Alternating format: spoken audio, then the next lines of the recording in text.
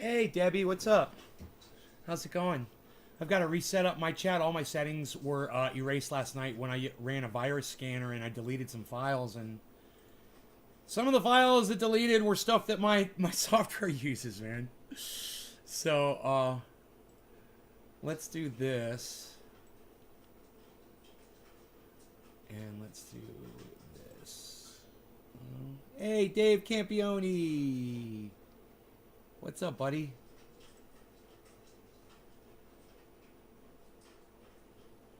Get that pretty transparent right there. That's good. That's good. Let's get some of the color out of there. Oh, I don't like it green like that. I don't know. I kind of like it. I don't need to do normal color, I guess. Take some of the color out. There we go. That's better. Now, let's tilt it. Like Star Wars. We love that shit. And, okay. Let's make it bigger. All right, you guys are the star of the show, of course, unlike other podcasters that make you pay to be a part of the show. Here it's free. What's up? Debbie, Dave, Brian Montgomery, James McGill. Hello and good morning to all of you. Good morning. Yes, yes, yes. What a couple of days it has been, man. So I've got great news. Okay.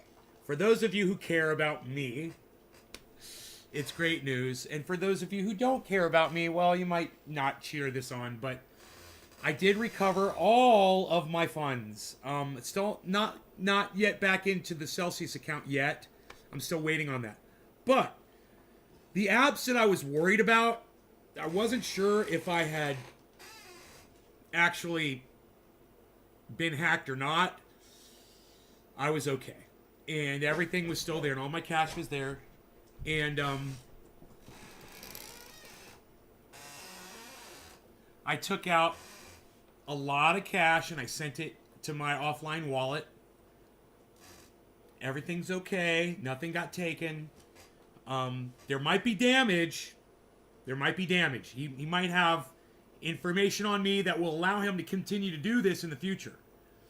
But, you know, I can change things around. I can get new credit cards. I can get new email addresses. I could switch, you know, a lot of things around and make it really challenging for him. In addition, I got an antivirus installed and running last night. Not necessarily going to stop that guy, but it'll help. No bugs were found. No viruses were found at all on my computer. I'm checking my other computer next to make sure that's not the back door, you know, that they're getting through. Because I never use that computer, but it is on the internet. So, I'm going to check that one next. Yeah, man, watching crypto made a huge fall this morning. Huge. And as I sit here and watch it, it's recovering, man. And I love to bring you the recoveries. So all of my screens got wiped. So these are all new background screens I just had to make really quick. So here's one right here that I did. I hope you guys like the new look. It's a little different. But I had to redo everything. Yeah, I lost my backgrounds. I lost my my standby pages, everything, man. You know, it all got deleted, and you know, it was from running the antivirus software. It found things it didn't like. Did I find out who hacked me? No, I probably never will. These guys are pretty stealthy, bro. It's really hard to identify a hacker.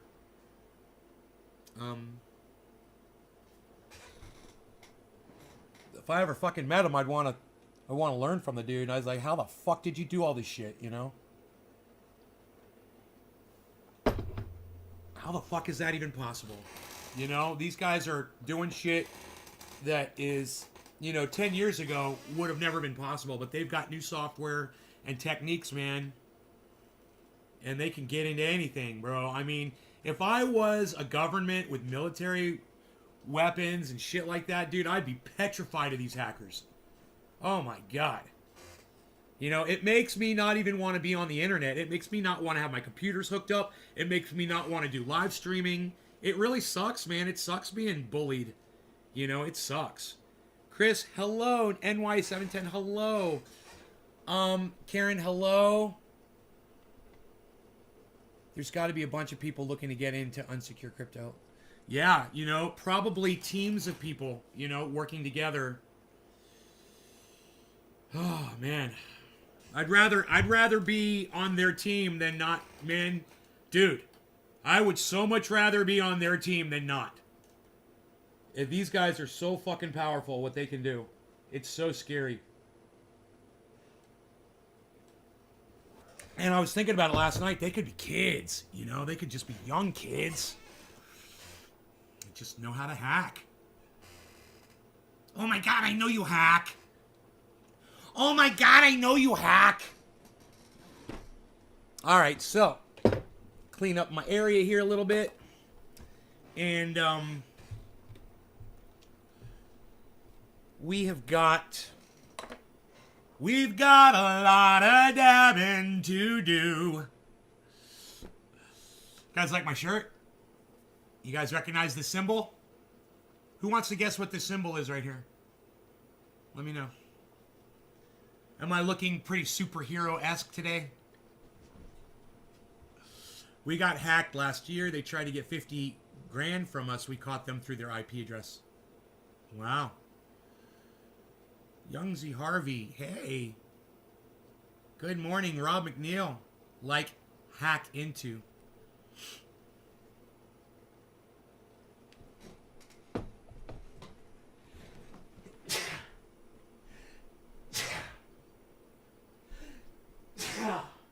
Oh my God.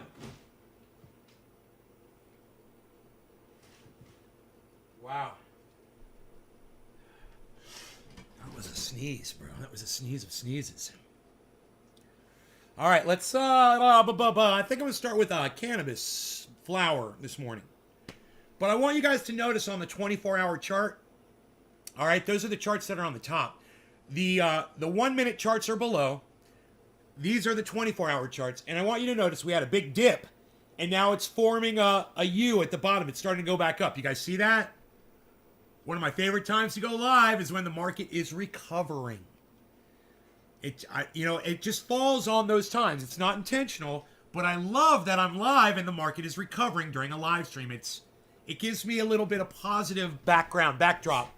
You know, a little bit of happiness going on with the show as well. So that being said, we've got some things to talk about. We've got a movie to watch as well. We got a reaction video. So let's smoke and listen to Dr. Guy McPherson. This is very short. And those of you guys that are fans of Elon Musk, you should probably listen to this. And you'll probably get, 3/4 of the way through. And you'll probably leave. And you'll probably never come back to my show again because you love Elon Musk and you hate me now. Well, just know it's not me saying this. It's actually a professor of science now.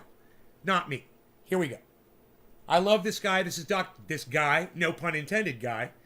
I love this guy, Dr. Guy McPherson at GuyMcPherson.com, everybody. Good Monday morning. It's December 20th, 2021. I'm Guy McPherson at Nature Bats Last. As always, you can find Nature Bats Last and supporting information for the videos I produce at GuyMcPherson.com. Coincident with the release of this video. I'll turn him up. I received an email message, and I'm going to read extensively from it, and then I'm going to indicate my response to the email message. No longer going to cannabis says it is for all cheers, everybody. I think it would be interesting to hear your views now that Elon Musk is constantly flirting with the richest man in the world title, and everyone viewing him as the savior of the planet, as to how you think about EVs plus solar as our only hope, as does Mr. Musk. And by EVs, I assume he's referring to electric vehicles. Certainly in the long run, if we could power all our vehicles and energy needs by electricity generated by renewable-only means, along with the ample energy storage needed, this might be a solution. But I suspect you feel that we don't have the time, many decades needed to see out this transformation in full. My response here online. Not only do we not have many decades, but switching to renewable energy is hardly a solution.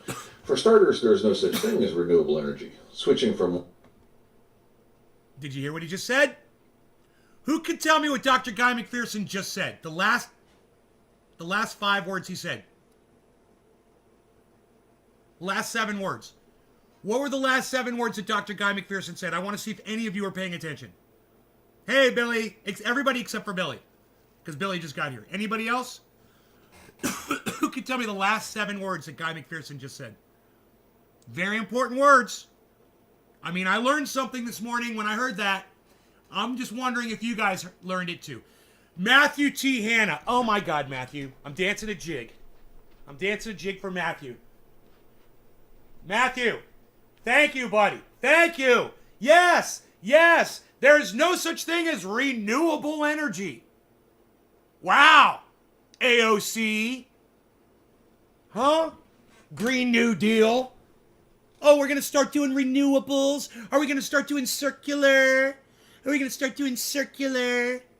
Are we going to do reciprocating? Yeah, we're going to do renewables. Listen to the fucking professor say it a few times. Billy, I'm only going to do it 5 times, I promise. One set of switching to renewable energy is hardly a solution. For starters, there is no such thing as renewable energy. Starters, there is no such thing as renewable energy. 2. Starters, there is no such thing as renewable energy. 3. Starters, there is no such thing as renewable energy. And the last one for Billy. There is no such thing as renewable energy. That was for you, Billy. Only 5. And I'll stop. I'm cutting myself off at 5 repeats. I think 5 gets it said. There's no such thing as renewable energy. There's no such thing as renewable energy. You can only use it once. Once you've used it, it's gone. The promise of renewing your energy, it's kind of like having a turbo in your motor, right? Oh, it's going to renew the exhaust and put it back in the motor and use it to boost your motor with. Renewable. Yeah. Once it's gone, guys. Switching from one set of finite materials to another, in this case from fossil fuels to rare earths, which are called rare for a reason, is not renewable. In addition, as I pointed out a few thousand times. Understand, he's talking about batteries, folks. We can't make batteries forever. Eventually, we'll use them all up. That's what he's saying. Crazy, right? No such thing as renewable energy. I mean, y'all should be shocked that a professor of climate is literally telling you these facts. You should be fucking shocked. Times in this space, civilization is a heat engine. I was. As reported in at least 5 peer-reviewed papers by Professor Tim Garrett at the University of Utah. And it took him 5 tries because people are dense. And so he has to elaborate on the mechanisms and the details He's talking about himself. of how civilization itself is a heat engine. Back to the email message. I find it also quite interesting that the top billionaires of the world, most prominently Elon Musk and Jeff Bezos, are actively trying to build the rockets necessary to leave this planet and build greener pastures on Mars or the Moon. Listen. As a convenient backup plan if we don't get it done here on Earth in time. Look, it's so important that I'm not even going to be torching over him. What he's about to say is the most important thing you guys are going to hear for your whole entire lives. All right? Pay attention, because some of you guys get seduced by people like Elon Musk. I've seen it a lot. People are seduced by Elon Musk. You know?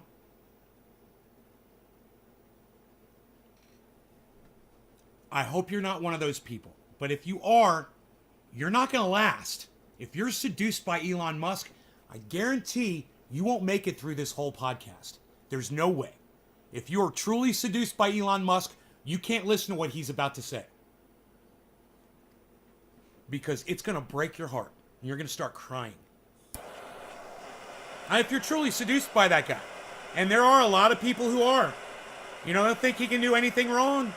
I'm so glad that people like Thunderfoot and Guy McPherson have opened up my eyes to these billionaires, you know, that fool you with magic tricks. You know? Oh, look, I'm going to land a rocket back on its boosters. Yo, look, we're going to take people, put them up in outer space, you know, or inner space, and bring them back. It's all a magic trick, guys. Wait till you hear about trying to get a goddamn spaceship out of our solar system. You know how they always have solar panels on them to get energy from the sun? Yeah, what happens when you leave the solar system and you're not near the sun anymore? Where's that spaceship going to get its power from? Think about that one, guys. Cheers.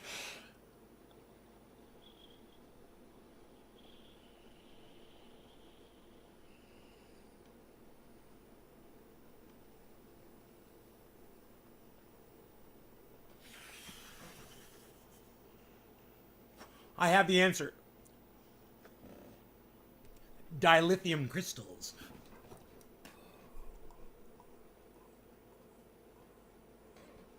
All right, now listen. Well, again, my response, as I wrote on July 17th, 2009, that's right, July 17th, 2009, at NaturePat's Last, GuyMcPherson.com, Earth is not an egg. Specifically, in a post titled Earth Egg, I wrote the following. The very notion that we can rely on other planets for resources after we trash this one is ignorant and offensive. I'll start with the offensive part before discussing the ignorant part. First, ethics. Did these people learn nothing in kindergarten? Never mind treating every single thing as a resource, placed here and apparently everywhere, specifically for human consumption. Do they have no problem obliterating the living Earth in the name of economic growth?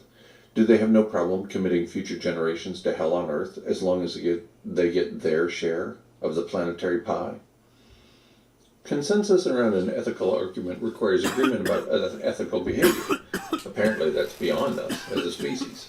Onward, then, to the overwhelming technological challenges faced by co-opting the resources of other planets as if they are our own. Blend, yes. An overwhelming majority of Americans, and citizens of the world for that matter, think Earth is a mere stopover for a better future.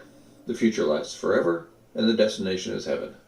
There is no need to conserve this planet's resources if the rapture is near. Never mind that the planet's days were seriously numbered, according to Jesus, during his own time, specifically to the generation populating the planet when Jesus was preaching. The rapture has been right around the corner for at least 2 millennia. Even many secular people believe Earth is an egg. Okay, Matthew. Once needed, we will simply abandon the ship for another planet. How stupid is this view? Quantitative skills have never been revered in this country, so it's no surprise most people think we can simply plan the journey and let up the rich folks, including all middle-class Americans, of course, on a few minutes' notice. Let's actually do the math. Then I do the math. In addition to the daunting economic challenges facing space travelers, there is the more significant set of constraints imposed by the laws of physics. For example, the nearest star beyond our own sun that might support life is Alpha Centauri at a distance of 4.3 light-years. Thus, the nearest planet potentially, but improbably, capable of supporting human life is about 25 quadrillion miles away. That's 25 million miles. No physicist believes it is possible to travel anywhere near the speed of light. If we could, the 4.3 light-years would be traversed in 4.3 years. Since there is no sunlight to produce energy along the way, the shuttle would have to be modified to carry enough energy to push the vehicle and support the needs of passengers. No reasonable scenarios have been developed to support such an effort. 2 additional constraints are obvious, even to me. First, a vessel traveling at the speed of light would be destroyed upon striking an ounce or so of particulate matter. As currently designed, the space shuttle cannot withstand being struck by small pieces of foam at velocities considerably less than the speed of light. If the ship survives the constant assault from small stellar bodies, it likely will accrue mass from interstellar dust. The accumulated dust will significantly slow the ship's speed. Second, there is no guarantee that a planet in Alpha Centauri's orbit will support human life. There is a very good chance that 25 quadrillion miles is merely the first leg of a very long journey. These significant obstacles notwithstanding, the greatest constraints on interstellar travel are based not on economics or logistics, but on human psychology. Given the acute constraints Email him, Billy. People on interstellar flights will have to live with essentially no conveniences. There could be virtually no bathing. Water would be far too valuable. No washing clothes, but there would be very few clothes to wash. No food except that absolutely Everybody necessary check out for survival, Pinoy. and so on. Pinoy grower, J.R. Due Ryder. to the extremely high costs associated with transporting each ounce of material, this would be a bare-bones journey. And because there would be no room for resources or extra bodies, the travelers will have to forego reproduction at least until they find the next planet to colonize. By the most optimistic accounts, this will take many years. More realistic scenarios suggest that finding a new home will require several generations of space travel, indicating that reproductive rights must be restricted for several generations. The people who are willing to make these sacrifices, and who therefore serve as suitable candidates for interstellar There's a lot travel, involved. are badly needed here on Earth. The people we really need to dispatch are the ones who are unqualified for space travel. I love how Elon Musk is all like, yeah, so we're gonna build a spaceship and we're just gonna get in it and go to Mars and we're gonna terraform it and then we're gonna move on and we're gonna colonize, blah blah blah blah. And he's like, dude, you haven't even sat down and thought about this at all. You haven't even thought about the logistics of it. The logistics make it impossible. Okay? So now you're wasting all of your time basically creating the most efficient weapons delivery system on the planet. Great. Thank you. Thanks, Elon. Yeah, I'm sure Big War's gonna love that. That's what we get out of it.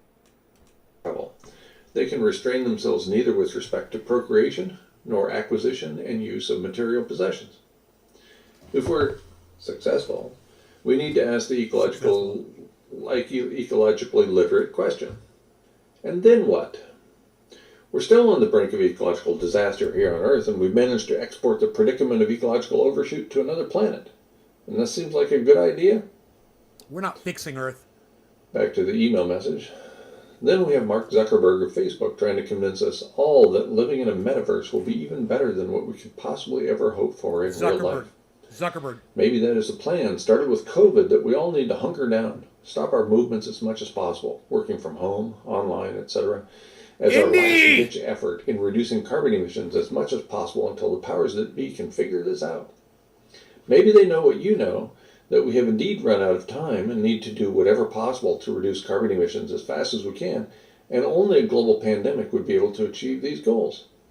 I'm not a conspiracy theorist, he continues, but you have to admit, how else would you be able to stop global emissions dramatically via any other way? My response here, no, of course not. If they know what I know, unlike you, then they know about the aerosol masking effect. In other words, they know that reduced industrial activity is the fastest path to human extinction. No conspiracies are necessary to reach this evidence-based conclusion. He just put up a video. We dozens of email messages just like this one. No conspiracies are necessary. Means of extinction, loss of aerosol masking.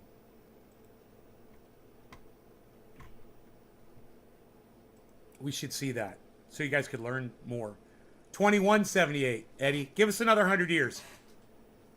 2178, right?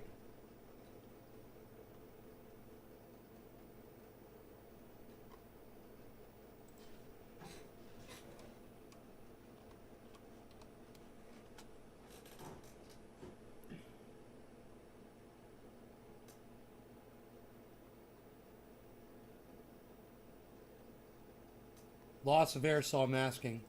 Here we go. He's got a whole bunch of these. You guys check out Guy McPherson's channel, Guy McPherson YouTube. In my previous video in this space. Nature Bats Last. Everybody check out. And listen. Listen. Everybody, we got this chat, right? We got Pinoy Grower. I hope you're still here. We got Indie Left News. Billy.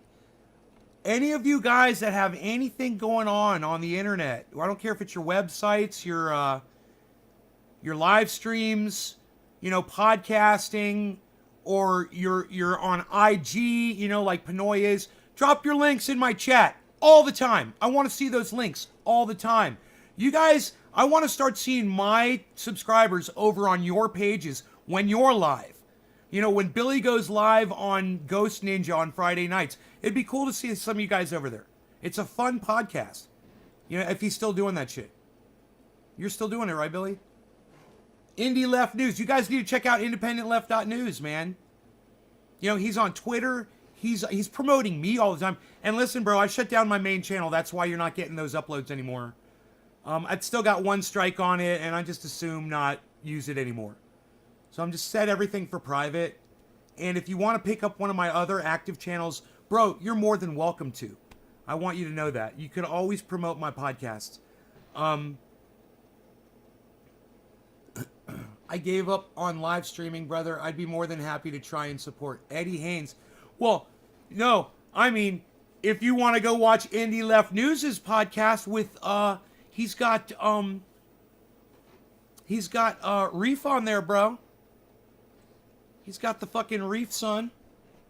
You know, go check them out. And Billy is doing things. You never know what Billy's gonna upload, bro. Billy's going crazy on Twitter now too. You guys should check out Billy's tweets. That was hilarious. Billy does a fun podcast. It's great. If he still does that shit. Yeah, it's fun, man. It's fun. Ghost Ninja. Go check that out. How did we miss that every Saturday at midnight ET? You guys check that podcast out. Independent Left News on YouTube. How did we miss that? It's every Saturday night at midnight Eastern time. Eastern time, everybody. All right. Who wants to learn about loss of aerosol masking so you finally understand what it's about? It's a 3-minute video. Check this out. What just happened? Why does my life suck so bad right now?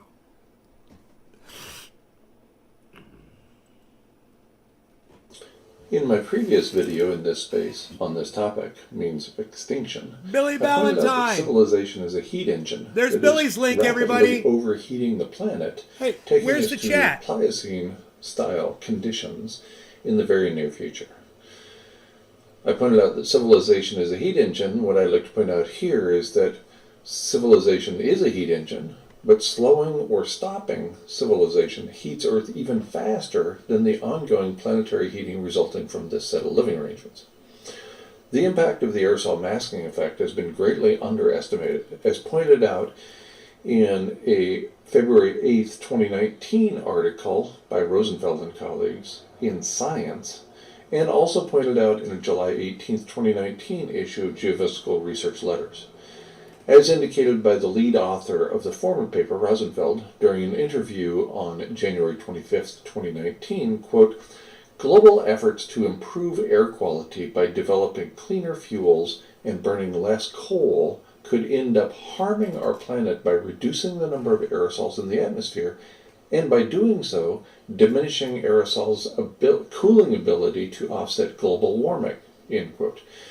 The cooling effect is, quote, "nearly twice what scientists previously thought," end quote. That this February 2019 paper by Rosenfeld and colleagues cites the conclusion by Levy and colleagues in 2013, which indicates as little as a 35% reduction in industrial activity drives a 1°C global average temperature rise, suggests that as little as a 20% reduction in industrial activity is sufficient to warm the planet 1 degree Celsius within a few days or a few weeks. It's worse than all that, of course.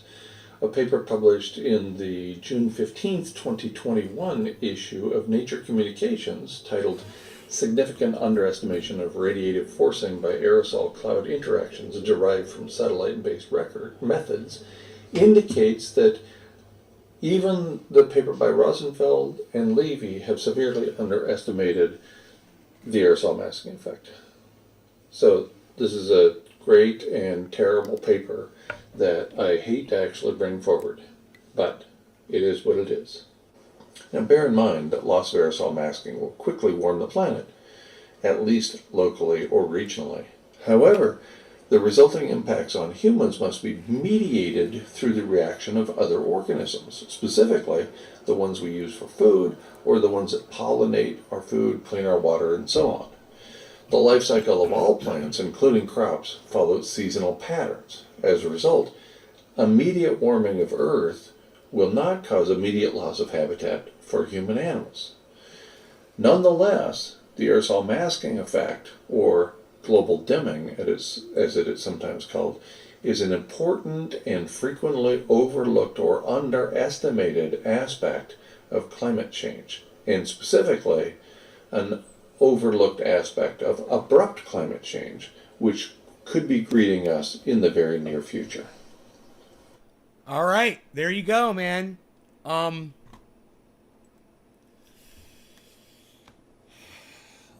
Literal, what's up?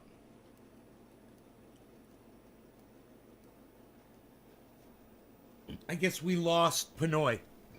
But I was going to do a dab of Pinoy stuff. But instead, I think if we'll wait for him to come back. Hopefully he'll come back. And I'll do a bong rip instead because I got this plant number 2. Think it's seed free. This bong rip, let's go for it. No law regarding cannabis. Cannabisism tis for all. Cheers, everybody.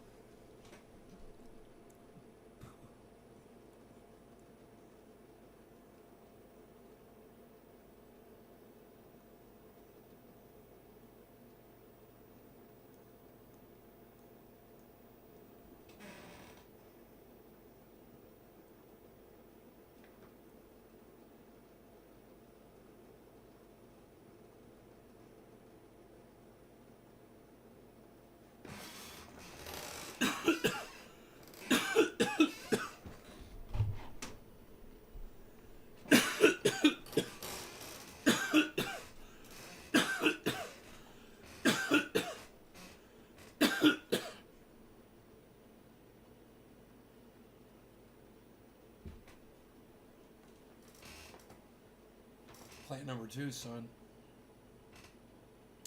It gets you high. What can I say? Plant number 2, it gets you high. I had to do some business yesterday, so we're consolidating. We're consolidating some corporations to make it easier.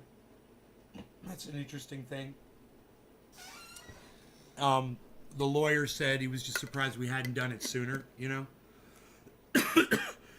It's basically to simplify paperwork and shit.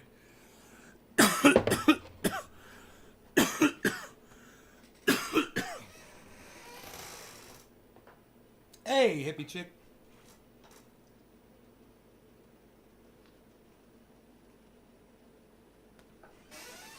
How about that recovery? What? Check it out, yo.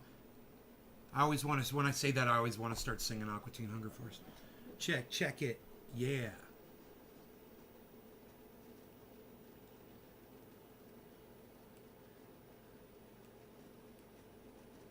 Karen, you got tobacco-ridden lungs. You smoke the tobacco, you pay the price. More about aerosol mass effect. Yeah, and there's plenty more information. You guys, you should listen. Self-reinforcing feedback loops. If he does like a, yeah, here's just on self-reinforcing feedback loops. Listen, the following information comes from the essay titled "Climate Change Summary" at GuyMcPherson.com. It was last updated August 2nd, 2016. This video summarizes self-reinforcing feedback loop number 1 in the essay with a focus on peer-reviewed papers and assessments from national-level governments. Remember, it only takes one feedback loop to ensure the irreversibility of climate change. About 250 plumes of methane hydrates are escaping from the shallow Arctic seabed, likely as a result of a regional 1°C rise in temperature, as reported in the August 6, 2009 issue of Geophysical Research Letters. Methane bubble. You guys, if you wanna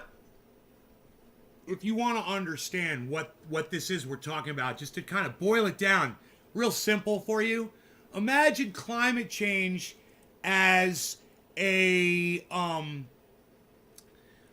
tank that's rolling into your town. That's climate change, right? The feedback loops are the fucking the shells that are landing and exploding. That's what's getting you. All right? It's the feedback loops. He's going to explain them right now. That's what amplifies everything. bubbling out of the Arctic Ocean is further elucidated in Science on March 5th, 2010. Yeah, I purchased. I'm as waiting for it described to in a go back subsequent up. paper in the June 26th, 2010 issue of Geophysical Research Letters, a minor increase in temperature would cause the release of upwards of 16,000 metric tons of methane each year. Storms accelerate the release, according to a research published in the November 24th, 2013 issue of Nature Geoscience. According to NASA's CARVE project, these plumes were up to 150 kilometers across as of mid-July 2013. The August 16th, 2013 issue of Geophysical Research Letters includes a report on the Siberian Kara Sea, quote, Arctic shelf region where seafloor gas release is widespread suggests that permafrost has degraded more significantly than previously thought, end quote. On November 24, 2013, Natalia Shakova and colleagues published a paper in Nature Geoscience indicating, quote, Fjords we de suggest fjord, that Solnas significant fjord quantities de of methane fjord. are escaping the East Siberian shelf, end quote, and also concluding that a 50 billion ton burst of methane could warm Earth by 1.3 C. Oh, is the chat not up? Such a burst of methane is, quote, highly possible at any time, end quote, according to Shakova, as quoted in New Scientist in July 2013, which echoes findings presented by Shakova's research team at the 2008 European Geophysical Union annual meeting. In the September 7, 2015 issue of Philosophical Transactions of the Royal Society A, Shakova and colleagues concluded that, quote, progression of subsea permafrost thawing and decrease in ice extent could result in a significant increase in CH4 emissions from the ESAS, end quote. That's methane from the East Siberian Arctic Shelf.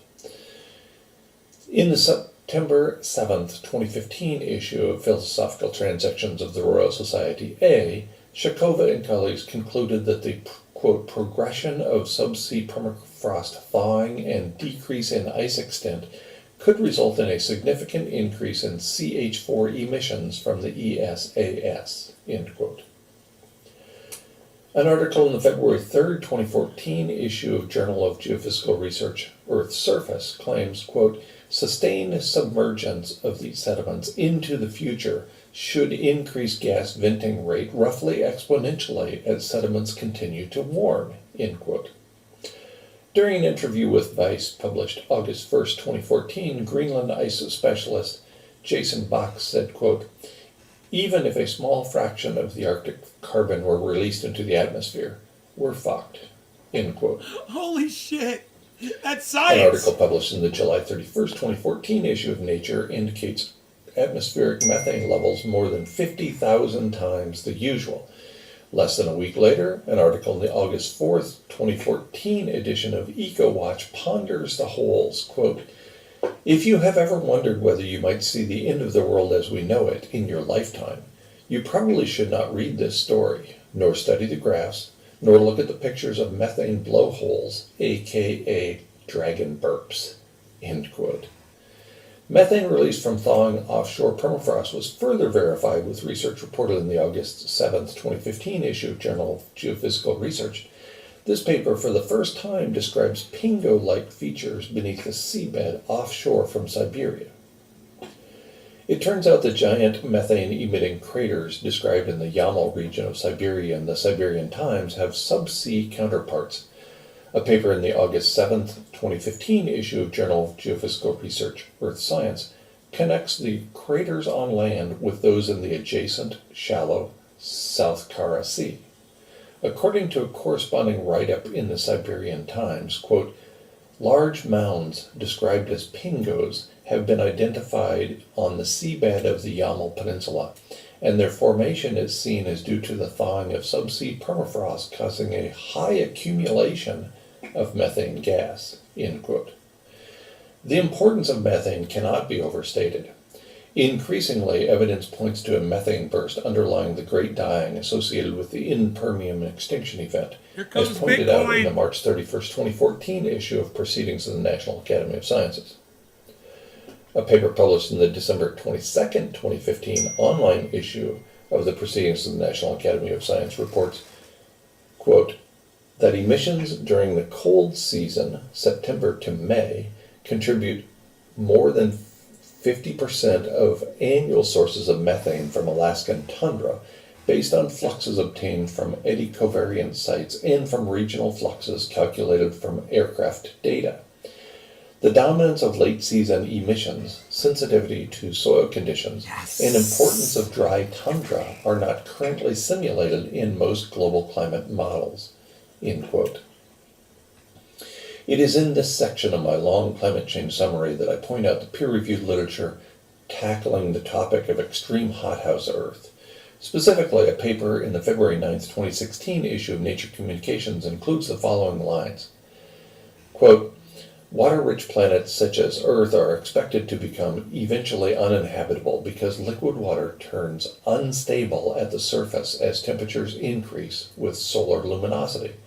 Whether a large increase of atmospheric concentrations of greenhouse gases, such as CO2, could also destroy the habitability of water-rich planets has remained unclear. Here we show three-dimensional aquaplanet simulations that CO2-induced forcing as readily destabilizes the climate as does solar forcing. The climate instability is caused by a positive cloud feedback and leads to a new steady state with global mean sea surface temperatures above 330 K. End quote. 330 Kelvin is about 57 C, compared to today's temperature of about 15 C. It's going to go up. Watch, that's Matic right there, guys.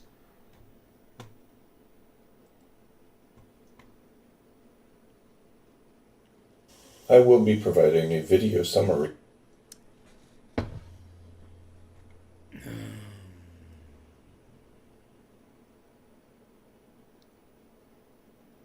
we go. Okay, so.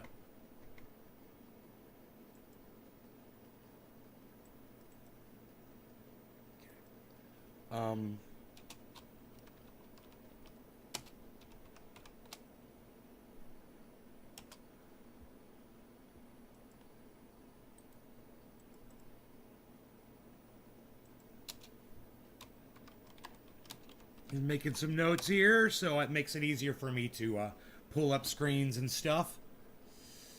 Right? So, what we've got going on right now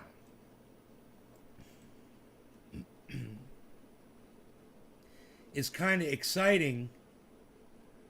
A very low dip of all crypto, everything. If you look on the far left side of the screen here, I'll show you.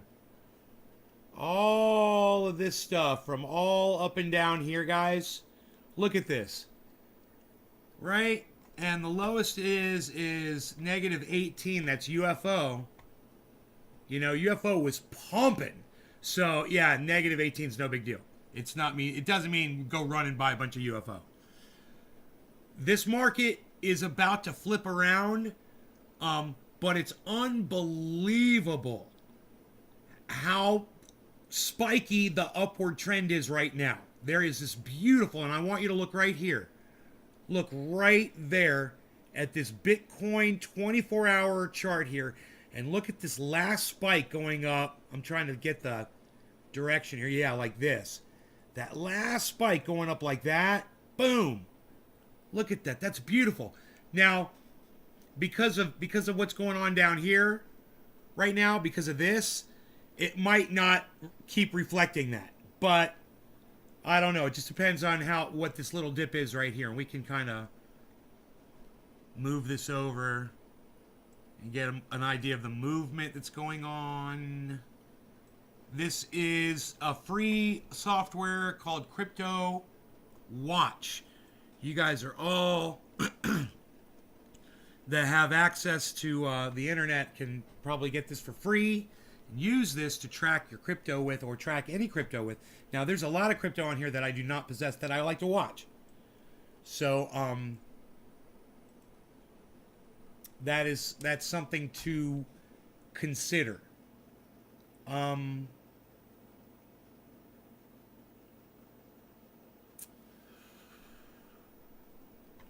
Wish this had more of a full screen option, but it doesn't.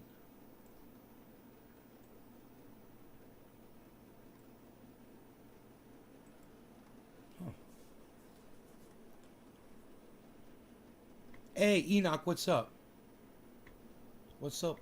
What's up, buddy?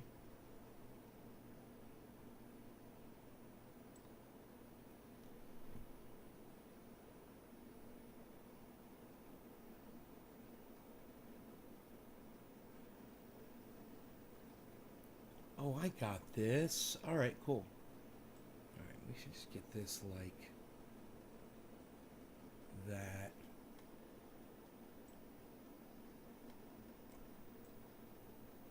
And then you guys. And now, if I could alter this window in free. Okay, let me just see if that allows me to do it. No, it doesn't. Enhance. Oh, not keep the aspect ratio. There we go. There we go. Look at that. Oh. Okay. Okay. Okay, that's cool. That's doable. Okay, now this.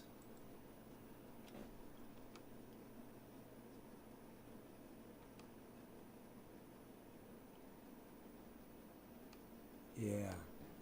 That's good. I like that. So, you know, if you want to see the recovery going on, you look up at the 24-hour chart.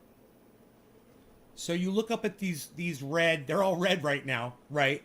It's all been in the negative, and it's been really bad. It's been a really big drop. The 24-hour low of Bitcoin was 45,568, guys. So, it's already, and then it already got up to 47,583.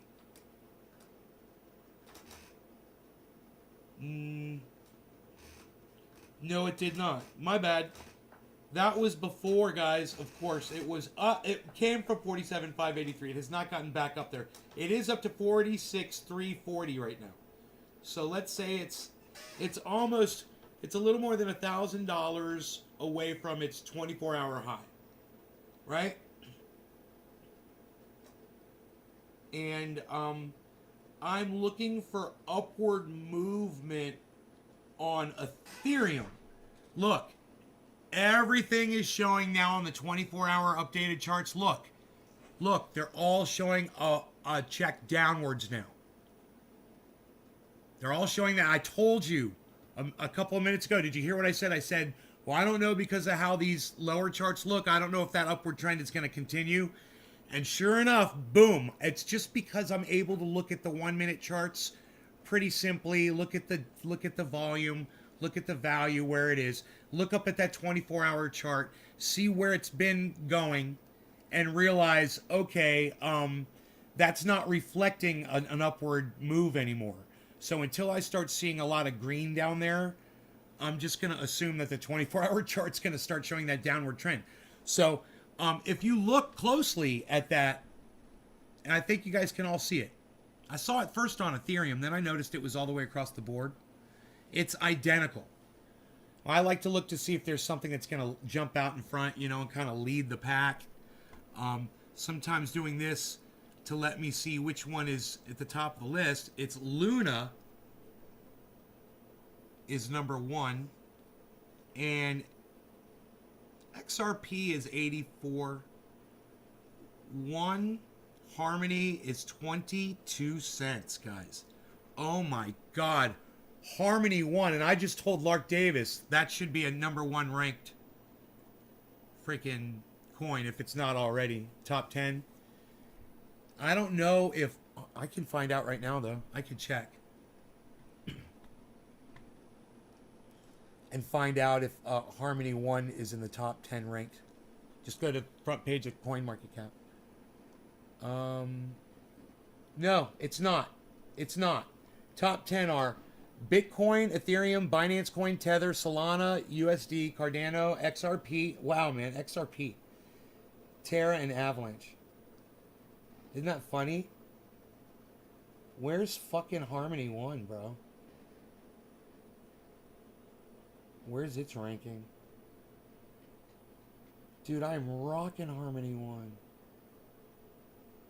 Oh my God, it's ranked 52, guys. Harmony 1 is ranked 52. And right now, it's at it's almost 23 cents, guys. Harmony 1's almost 23 cents. Harmony 1 is almost 23 cents. It's 22.98, 22.97. 22.981, 22.975. Oh my God, that's exciting. 23. Fucking A, dude. Harmony 1's 23. Dude, my buy-in on Harmony 1 was, my average buy-in is 4 cents.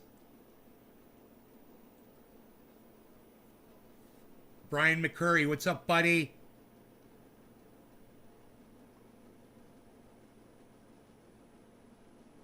I bought it at 30 cents. I bought it at 14 cents. I bought it at 7 cents. I bought it at 2 cents. My first purchase of Harmony on here was 0.02 cents back in February. Back in February, guys. Am I going to pull profit off Harmony? I don't think I actually literally, Josh, at this moment, I don't think I have the ability to pull profit off Harmony. Yeah. I don't think I have the ability to pull profit. My Celsius account where my Harmony's sitting is shut down. I can't get into it. They're gonna contact me and we're gonna discuss it. I fucking love them, man. They are the best. You know, imagine you guys all using Celsius and not being podcasters and putting all your information out there for people to fucking hack you and shit. You know, you love fucking Celsius, man. I love them so much.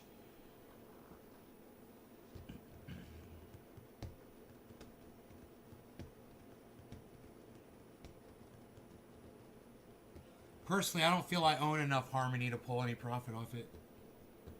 You know, it's not worth it to me when I have that little bit of it. I don't have a lot.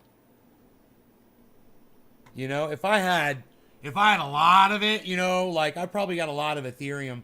Let me see, that Harmony, it's not a lot. So, I got a lot of, I don't even have a lot of Cardano. I don't know what the fuck I'm doing. Jeez, I should get more. I got a lot of Ethereum, a lot of Polygon, and a lot of Bitcoin. But, I don't have a lot of anything else. Those three are my main three. And then, you know, as far as in profit, yeah, dude, I am way in profit on Harmony 1. But don't you think that people are going to see Harmony 1 at 23 cents and fucking jump on it now? They're just going to be like, oh my God, Harmony 1. It's ranked fucking so low, man. I'm telling you.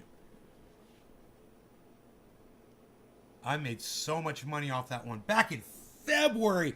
And listen, if you were following me back in February, I could literally find a show where I was telling you guys about Harmony 1 back then. I'm like, I found this one, Harmony 1. No one else knows about it. I paid 2 cents for it. Oh my God, man. Woo! You know? Yeah.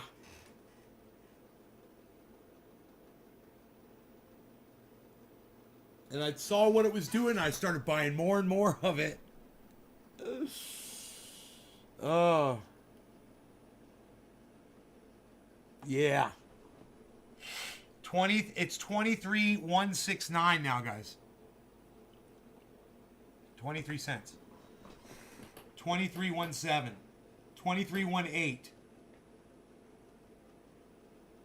It might be getting noticed, man. Oh, look at the entire market. Just flip, guys. Look at all the green below. There you go. Now that that downward spike is going across now. Bitcoin's at 46.4. And we're going to be looking at Matic, which is at 214. Matic is, you know, my big one. That's my big one under Bitcoin. Matic. And I'm 105% in profit in Matic. All my Matic is sitting in Celsius. For the most part. I got a little bit right here, you know, a little tiny bit on my offline wallet.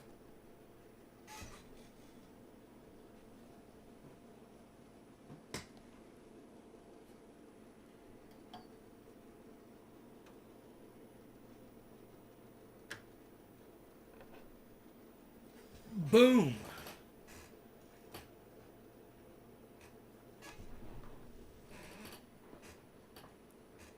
So, yeah, you know, it's like I don't like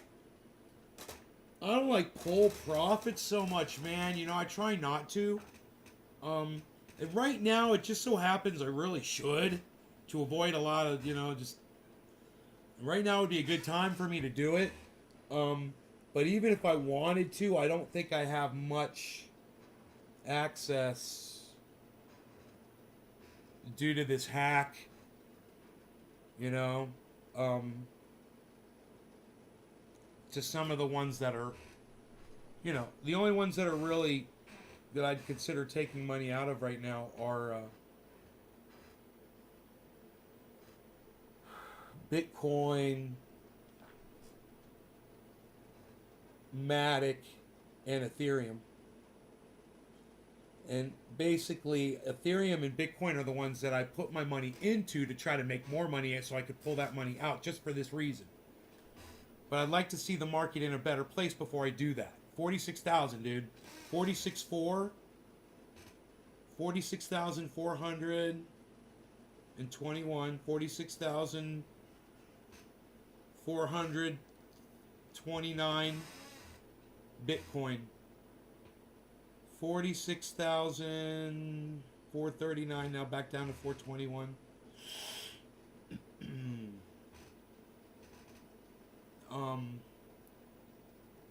Harmony is at 23.1, now back down to 23.0. You know, I'm just waiting because it's Monday, right? We could be live and this whole market could just explode right now because it went down to 45. You know? All the orders are going in. Ba ba ba ba ba ba ba ba ba ba ba ba ba ba ba ba ba. I don't know how long it takes to display the order changes.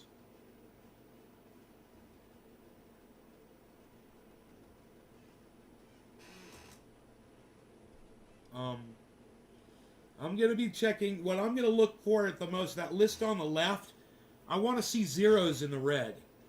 You know, when I start seeing zeros there, I know that the market is about to hit that flat line level and flip around.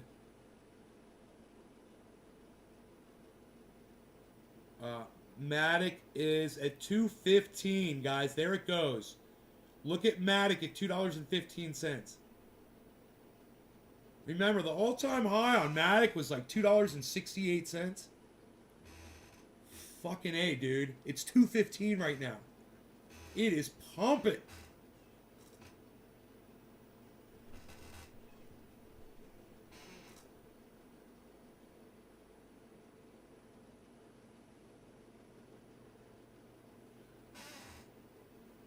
Oh.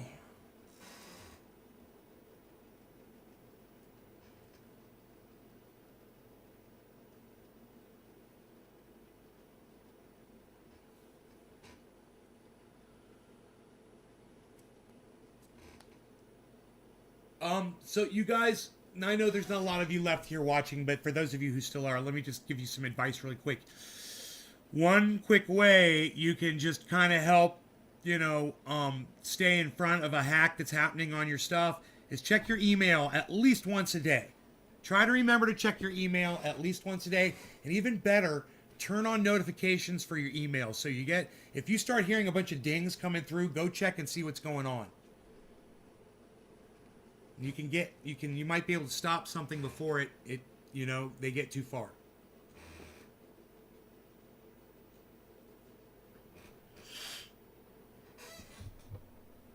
Ooh, I finished my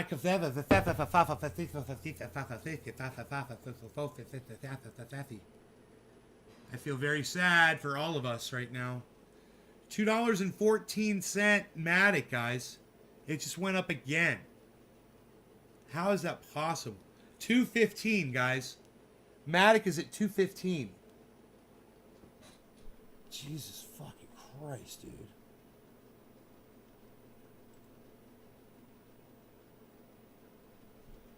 My whole portfolio right now, guys, is down almost $10,000 negative. Really bad time to pull profits. You know, even on one that's doing well. Because chances are, that one that's doing the best right now, that Matic 214 that I've got my eye on to pull some profit from, that Polygon, it's also called Polygon Matic, that Polygon, man, could literally be 268 or $3.50 when Bitcoin goes back up to 65. You know?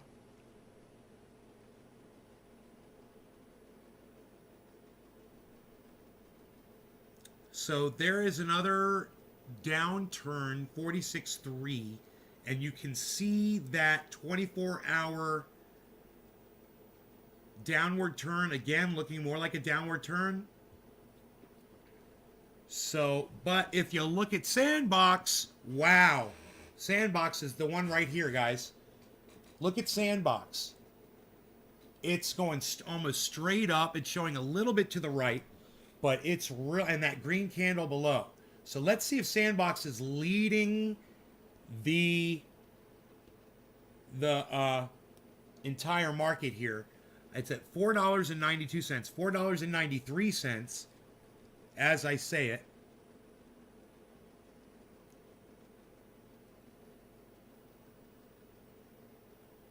Sandbox is $4.93.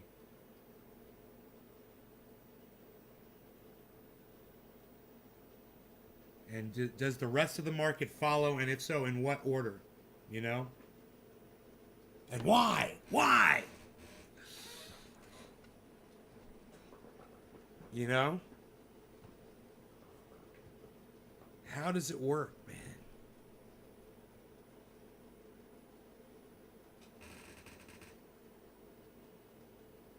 Whoa.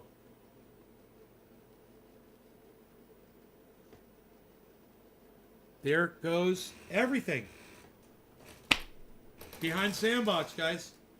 We're looking for zeros on the left, but we're not seeing them. There's 1 0. It's AVAX. Next one should be something like Sandbox, hopefully. Will jump up. It's at negative 296%. Negative 296%. Sandbox.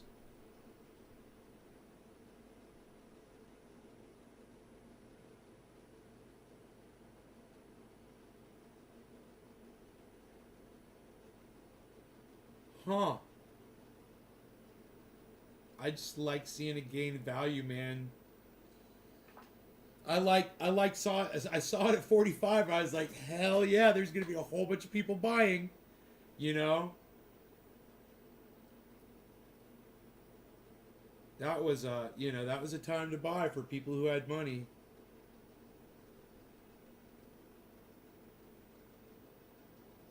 You check the lows and the highs on these like this. The way we've got that list over there, we've got the price and we've got the 24-hour low. That's what's in white after each name in that list on the far left, guys. Those two prices, and knowing that at any given moment, should help you decide exactly right then and there which ones of these. Most of these are all legit, right? You know, I don't have too many fucking safe moons and safe Mars or, I'm not too comfortable with Saitama right now, but hopefully. Even Shiba Inu and, the Dogecoin, the Doge I'm not crazy about. It's at 16 cents right now. I'm not crazy right now about what's been going on with XRP either. But, we'll see what XRP does when it gets back up to $1. Joe H, what's up, buddy? Joe H is back, everybody. He says we're going down to 28 to 30,000. Joe H, no way, man, no way. Why are you doing that glass half empty kind of guy? That's H, bro. Your last name looks like a glass half full to me. To you, it looks like a glass half empty. That H. That's the level of the water inside the glass in the H. That's what the H is for. Half empty. That's what the H is for, half empty. Joe half empty. I made a funny joke on you. Joe H, welcome back. 46.4. There's a nice climb upwards here. Look at Matic. Look at Matic. Look at Cardano, man. Goodness gracious, I should have bought some, but I've got nothing to buy it with. I could swap, I could swap out a little Polygon for some freaking Cardano. Once I got access to my freaking Polygon! Joe, I got hacked. I got hacked really bad. It's been a nightmare. It's actually been going on longer. They went into my Celsius account back, I believe, on the 5th. And tried to change my password.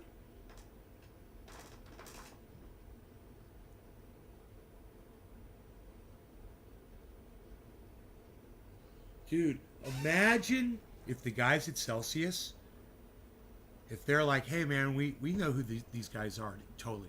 We totally traced them back and shit. Because some of those guys are crazy hackers. Wouldn't that be funny if Celsius did that? Their theft department? Oh god, that would be fucking hilarious. Yeah, we found the hackers. We're pressing charges. Fucking Bruce Willis is busting in their door right now. Fucking machine guns and shit. I got it. I got the wallet. It's offline, bro. It's offline. I got it. I got the offline wallet, bro. I did. And last night I spent a lot of time moving a lot of cash off of the exchanges, bro. One of my exchanges I couldn't get into. I was going crazy. And then this morning I was able to get in, all my stuff was there, and I immediately started taking money out and putting it in that offline wallet. I found an Ethereum move, bro, I did for fucking almost $5,000. I started flipping out because it wasn't in my offline wallet. And then I looked at the date and I was like, oh, I moved that into fucking Celsius Ethereum's wallet. Okay, cool. It's fucking sitting there behind the goddamn... That Celsius hodl mode, bro, it's so good for a hack. Saved me, man. I mean, I still don't have access to my funds, but I'm okay. I got a notice today from them. You just made $200 interest on your Celsius. I was like, that's fucking awesome. I'm locked out of my cash, but I'm making money on it.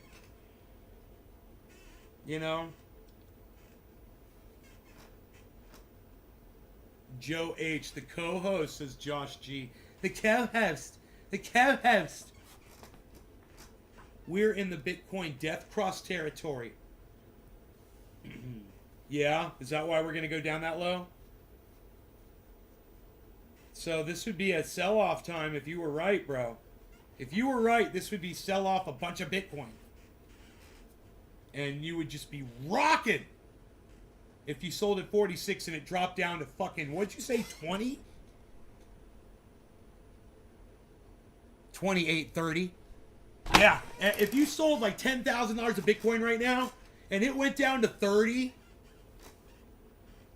and then you bought $10,000 of Bitcoin at 30, dude, you'd be loving that shit. Oh man, that'd be fucking winning. That'd be so fucking winning. Dude, my phone just start fucking ringing. Yeah, what the fuck was that? Oh shit! What?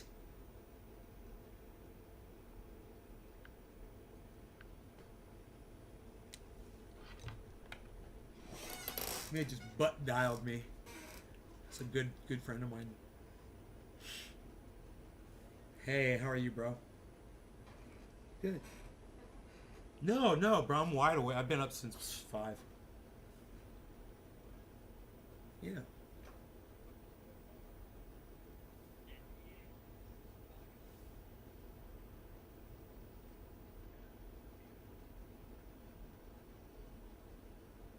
Okay. Yeah, man. I mean, this is what I do all day. Sitting here fucking watching my goddams right now. um. So, is it? It's sitting in the bank.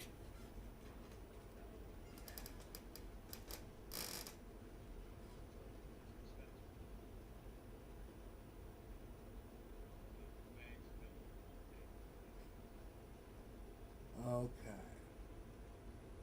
I got my little thinking cap on right here.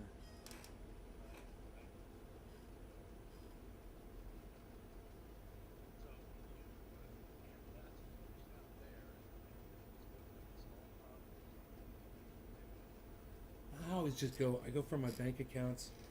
I want to get out of the banks totally. Um,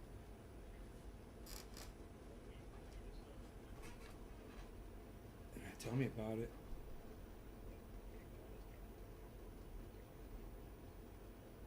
That's a fucking $1 trillion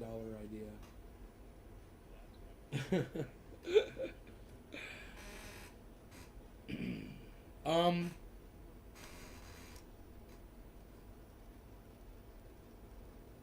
I, I've got a great idea as far as a think tank of people who can help me with this. So, let me Zoom chat with them.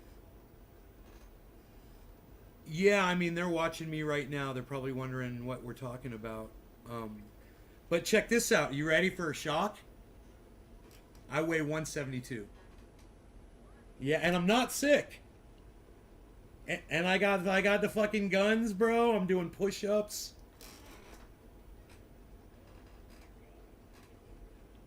I know. I gotta get the fuck out of here. I'm going crazy.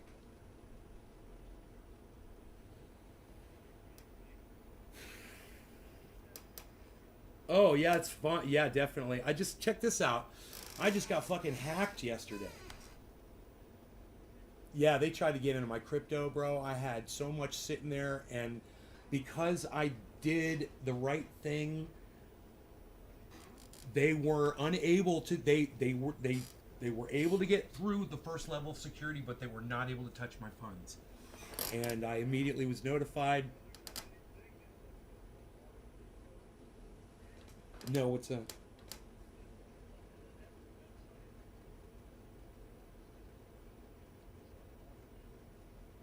Okay.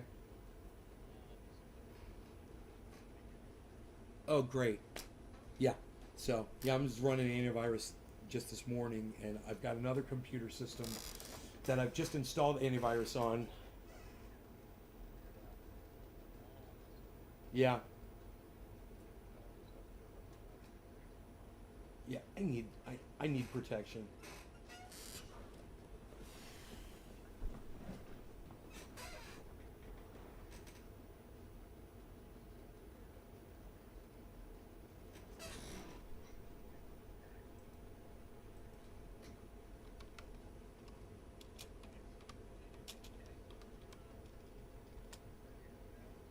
Nays Garden. Yeah, and the big channel, the big channel right now, it's got one strike on it. I'm not broadcasting to it right now. I'm broadcasting to 6 other channels that are called Nays Garden. They're pretty easy to find. I'm also on Facebook Live right now too. On all of my channels, on all 6 of my channels on Facebook. So,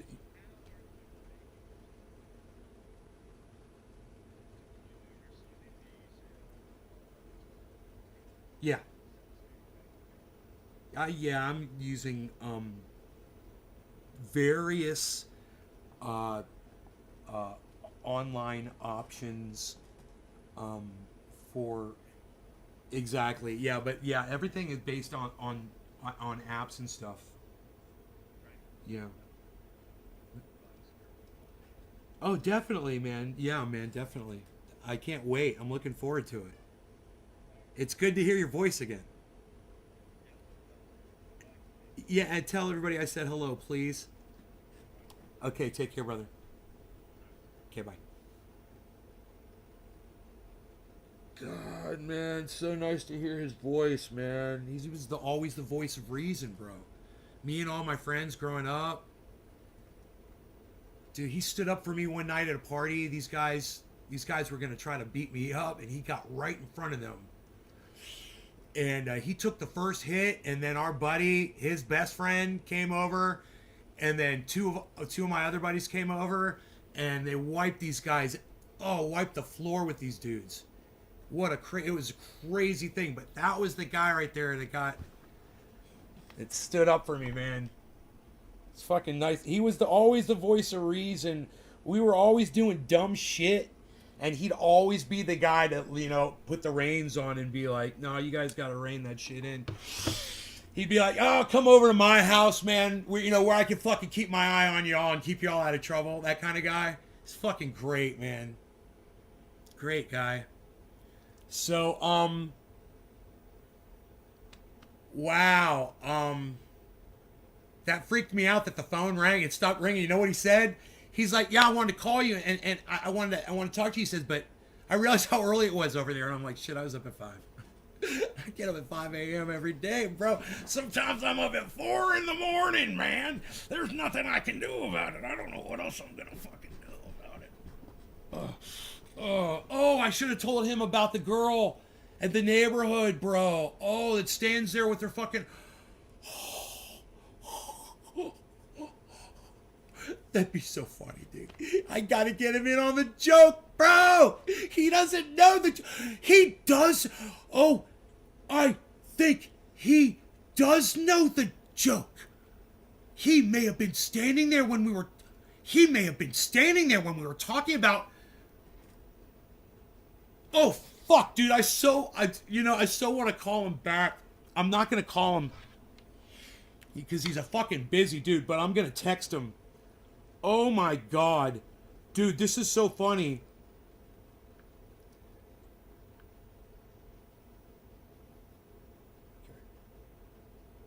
Hey, were you standing there that day I was with David and Billy? And we were talking about that girl that was standing across the springs there, that puts her hands on her hips and tries to show off her abs. And I said I was going to go back to California and get a six-pack and come back there and act like the pirate from Captain Morgan's Rum and put my foot up on the park bench and stare back at her. Were you there when I said that? That's why I started losing all this. Is all a joke, bro. I did this for a freaking joke, and I think you were there when we were talking about it.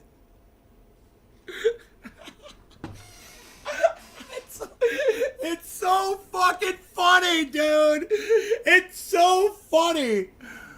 Okay, we need to close above 47,440 to see Hope. Joe H., thank you for telling me this. I love that you gave me this information. Thank you. If we don't, we are on our way to 37,000, which is a loose support. We may get lucky, though. 37,000? Dude, everyone's going to be buying at 37,000.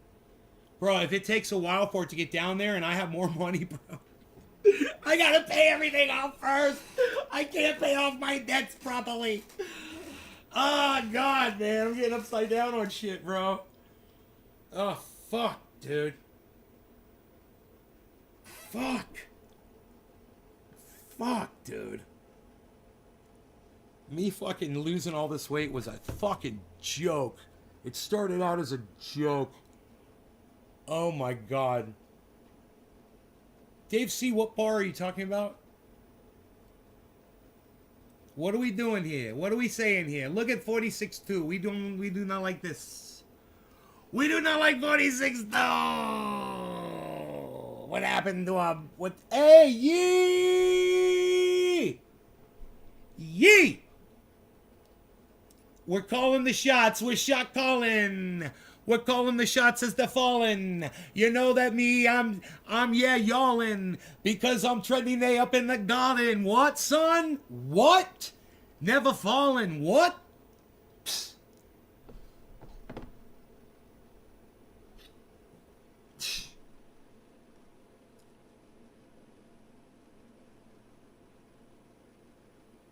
Huh? Oh, yeah. I don't know what the fuck that was.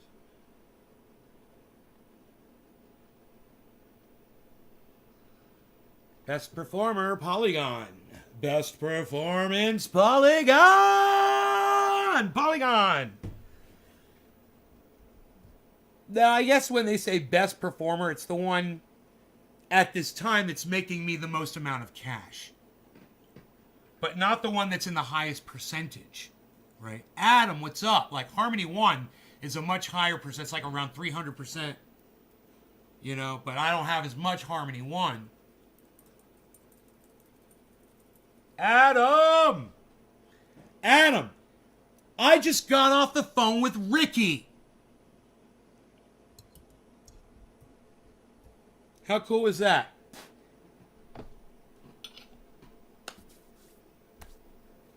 So,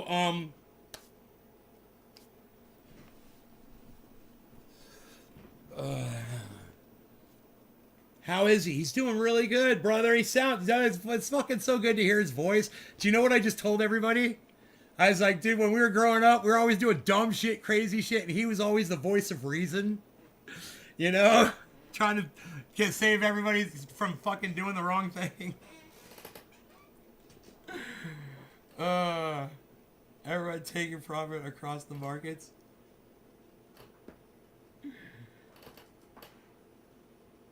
What bar when he stood up for you? Oh, bro, we weren't in a bar. We were at my buddy's house. We were at a house party, man. We were at a house party, and you know, Adam, I think Adam was actually got involved in that fight, I believe, if I remember correctly. That's funny. Adam popped in here. I believe, yeah, dude, Adam and Justin, I believe I saw you guys beating the shit out of somebody, man. Tell me if that was right. I don't know. It all happened so fucking fast. These guys got the shit beat out of them.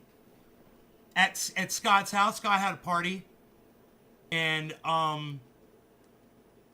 these three dudes, yeah. Oh, you remember? Adam fucking remembers. You remember that fucker? Yeah, Adam was there. I remember, dude. That's fucking funny. I'm literally telling the story, bro. All because that dude, he was fucking staring at me and he wanted to start a fight. Dude, I was just a little scrawny dude, man. These three guys were going to pick on me. And they decided to pick on me at my buddy's house with all my friends were there. You know? These three guys, they came from another high school and they thought they were going to be bullies. And, oh my God, dude, you've never seen an ass beating like this. What happened to these guys? Oh my God, dude. They had literally got dragged outside. This was a complete fucking beatdown. All three of them had to go to the hospital. It was crazy. You were face stomping that son of a bitch. Fuck yeah, Adam, I saw that shit, bro. I saw that shit. Oh, it was crazy. They walked in the wrong house with that attitude. Oh man. Dude, I saw so many people just fucking swinging. I was like, oh my God. I was like, all these people are fighting over some dude fucking being a dick to me. And he's looked at me and he's like, what, you want to go outside? And my buddy that I just got off the phone with, Ricky, he's like, I'll go outside with you, bro.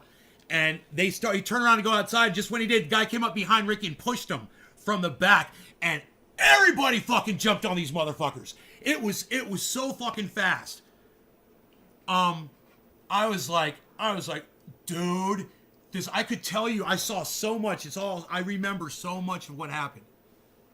Keith fucking beating the shit out of dude. Donnie beating the shit out of a motherfucker. Scott got into it with that dude. And that dude put his fucking fingers in Scott's nose and ripped his fucking nostrils. And Scott had to go to the fucking hospital. We all went there and saw all three of those motherfuckers in the hospital. That was crazy. Yeah. Dude.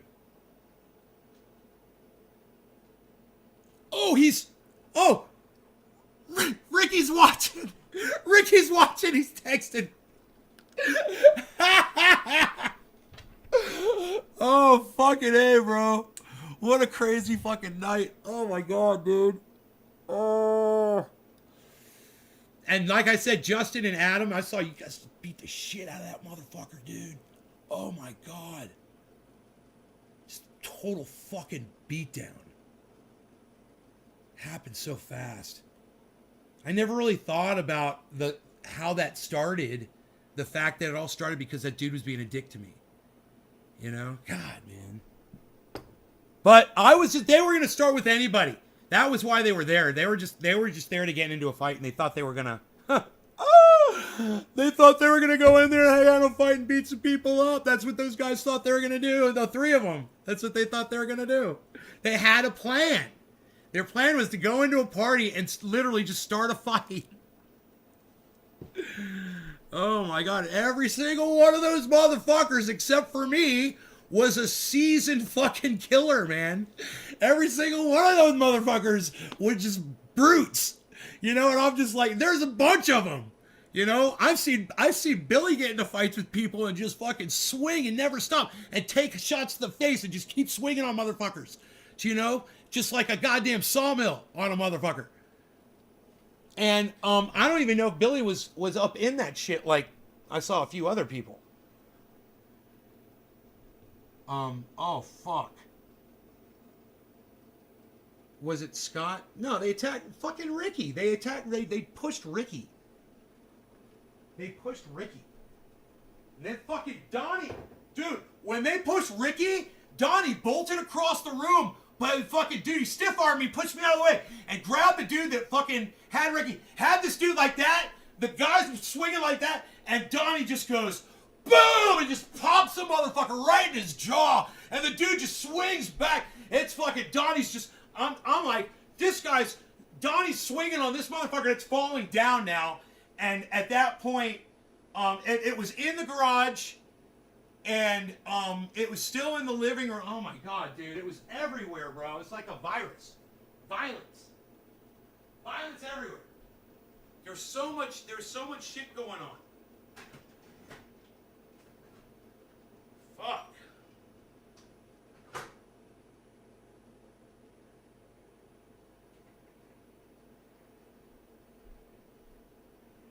And yeah, they got out on the driveway. Scott was fighting with that dude out on the driveway. Keith grabbed one of those dudes and fucking hit this motherfucker so hard. When I saw Keith hit this motherfucker, and I had never seen Keith. Now this is the funniest part. I've never seen Keith get into a fight before, ever. He's always the nicest person. He's like Ricky. The nicest guys. So peaceful and nice. Get along with everybody. They show up at a party and everybody's just smiling and everybody's having fun. Everybody's laid back.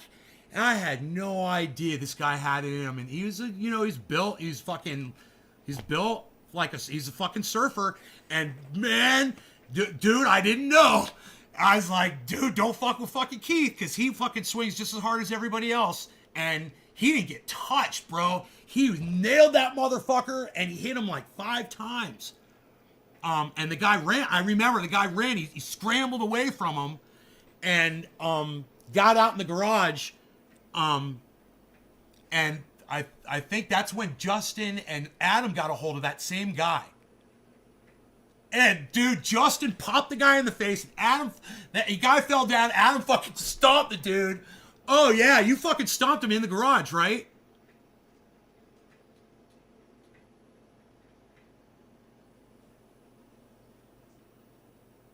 Yeah, yeah, dude. It was so crazy. God, man. I must have been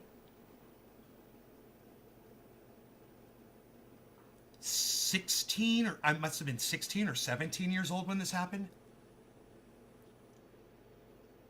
And, you know, I was just a little lanky dude, bro.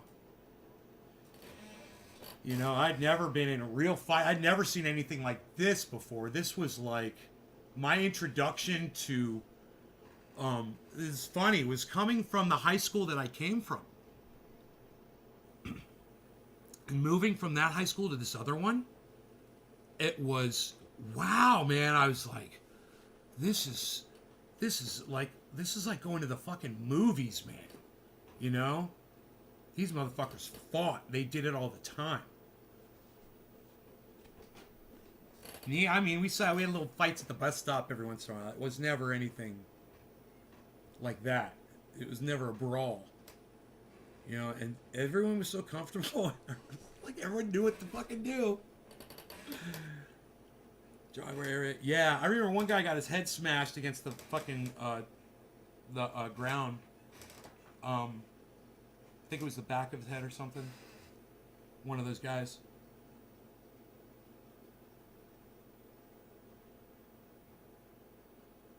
Yeah, dude, fucking grab Scott's nose. What a bitch move.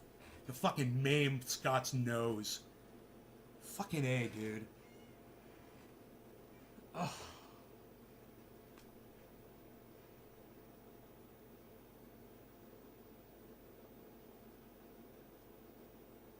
They were wrestlers? They should have stuck with that, huh, Adam? They should have kept it on the goddamn mat. They definitely weren't fucking party brawlers. You know? Or they thought they were. They may have been going to some little fucking kid parties, but they weren't expecting... I mean, it would have ended up the same way. You could have picked any three of you motherfuckers and just pulled you out of the mix, and the same thing would have happened. Because, Billy would have fucking stepped in there and done whatever the fuck, name two other people. It's like you guys were all fucking just fighting all the time. And when you had to. In that school, I saw so many fights, bro. When I went to that school, I was like, God, there's so many fights. It's crazy. I go to a party, there's a fight. You know? I remember once I saw a dude pick a kid up by the scruff. He was wearing a jacket, by his fucking shoulders of his jacket, pick him up and just sit him on a fucking car and fucking talk to him. And I'm like, oh my God, dude. I mean, the physicality and there was no boundaries, bro. You know? I learned real quick.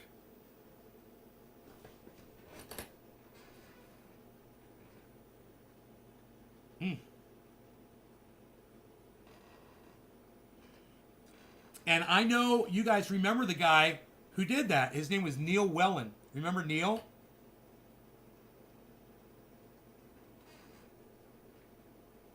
That guy didn't take too much shit from anybody.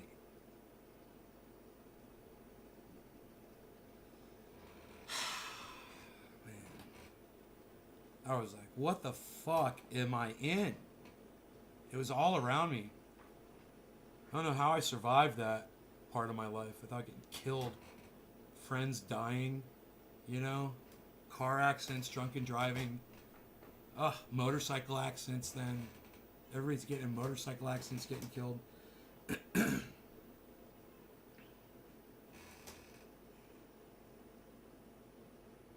I was just thinking, I'm really lucky about this hacking thing. I've been lucky with a lot of things my whole life. I got really lucky, and you guys should be conscious, of what happened to me. And when you get into this, understand that that is the biggest risk. You know, there are risks, but the biggest one is someone's just going to take it away from you, you know? I would say that's a big... Yes, I know. I heard, Adam, that he got shot in a robbery, in a hotel robbery, years ago, like 25 years ago.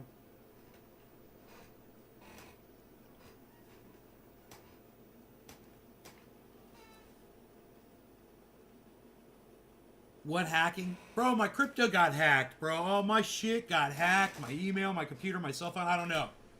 I'm still working on it.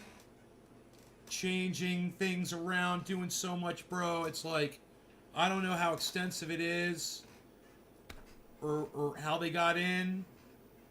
But, you know, they were able to convince a few of these things that I use to give them some of my information or give them access to my information, and I don't know what's been exposed.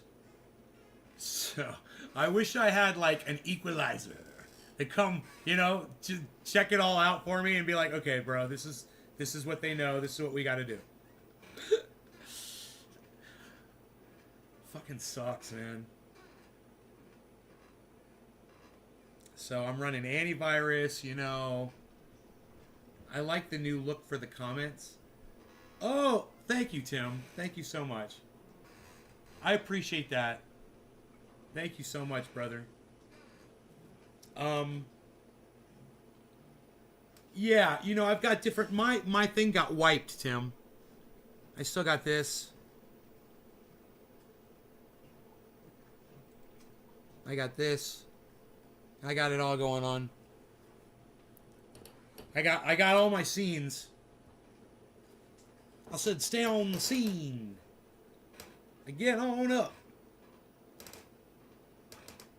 I said, stay on the scene. So I've got all my scenes back, but I've lost a few. You know, like the Be Right Back one. Are you ready to go outside finally? Okay, wait. You already went outside. He's like, yeah, I did. And he says, I took a shit right on your rock garden too, motherfucker. I bet you did too. I bet you did too, because I didn't see where you went. I said, I bet you went in that rock garden, didn't you? I said, I bet you went in that rock garden because you're so beautiful. Because you're so beautiful.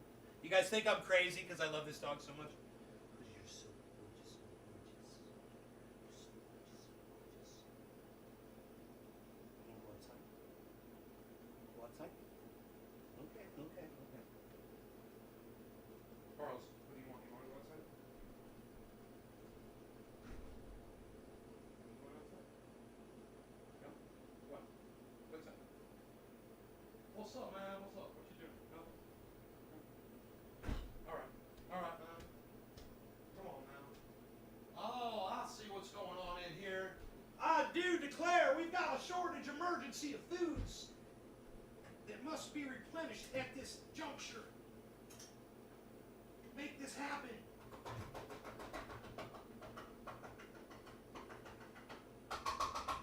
Buffalo. Make this happen, Buffalo. Make this happen, Buffalo.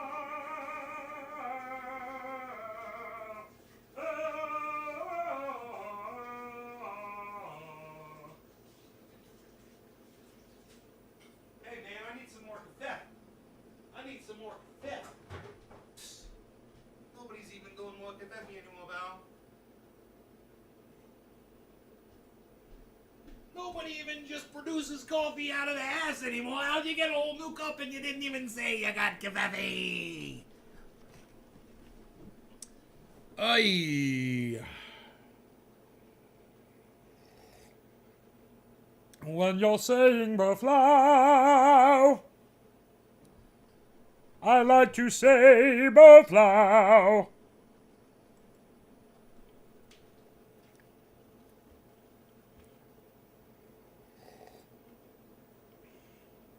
Or when you're not going to say buffalo.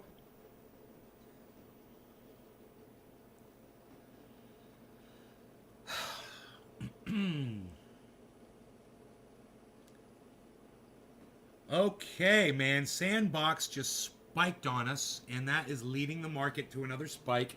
But then it will eventually go back to a red marker. That's what's it's spiking, and now it's down 150 bucks from where we were before on the Bitcoin. Waiting for that spike to happen one of these days. One of these. You know, it's like Joe. Hey, Joe H, are you still here? Dude, Tim Danter, I want to introduce you to this guy. Joe H. Yo, Joey H. Dow Jones down, almost down 700 points low.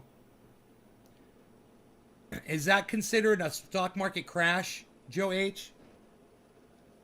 Hey, Joe H, I want to introduce you to Tim Danter. He's got a channel on YouTube, Joe. It's called Tim and Nancy Danter.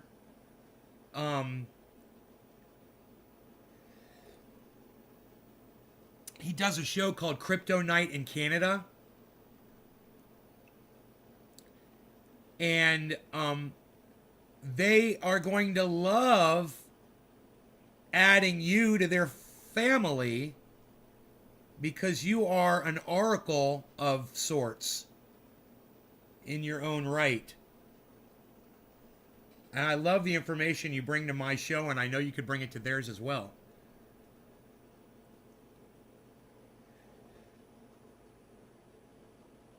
It's I mean, Joe, I can't remember, is it Hinckley or Hinkle? I can't remember your last name. It's German, right, bro?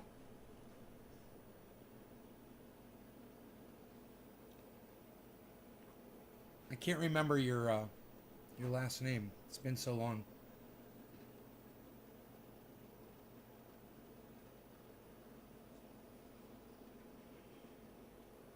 You guys got real-time chat now. I hope you like that.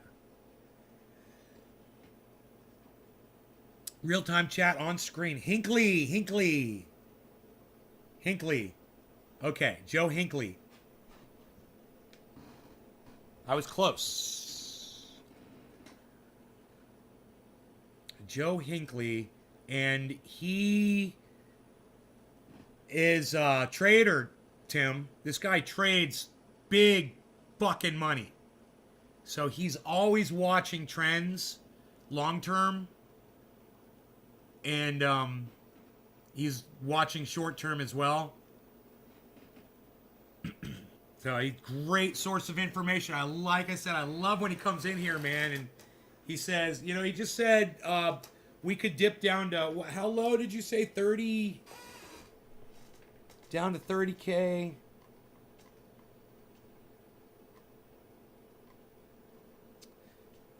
If we don't, we're on our way to 37K. We need to close above 47,440. 47,440.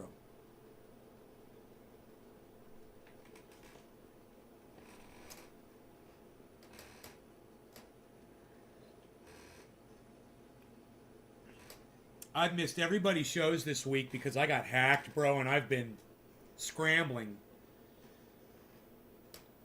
No, what did Plan B say? I think I follow Plan B on Twitter. I don't know if I've got Plan B on YouTube.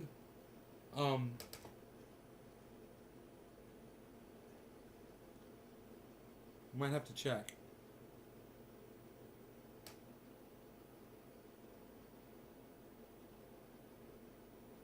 Hey, you guys. Hey, Joe, you're going to be proud of me, bro. You're going to be really proud of me. You ready? Check this out. So, I fucking sold off all my Eagled. Right? I know. I got it at a nice low price. I got it at $225, bro. And I fucking sold it off because I was trying to get the money out and I couldn't fucking transfer it out from where I had it. And I was all frustrated. I fucking sold it for USDC. Right? And I took that money and I almost immediately bought some engine with it. Engine was down really low, so I bought some engine. Right? So I'm in on engine. Wait. The market dipped the other day, and I went and I bought in Eagled again, and now my buy-in on Eagled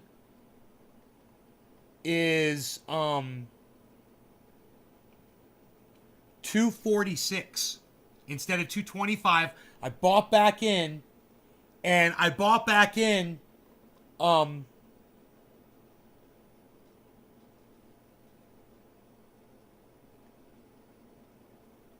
yeah, I bought back in $2,500 worth.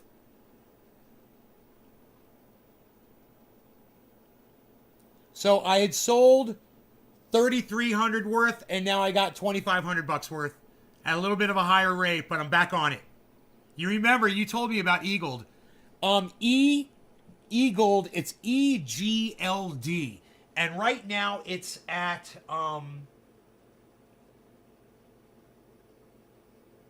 Eagled is at $231. Eagled is at $231 right now. And my buy-in on Eagled is 246, guys. I have 3 billion Mex coins for staking my 1-800 Eagled. 1,800 Eagled.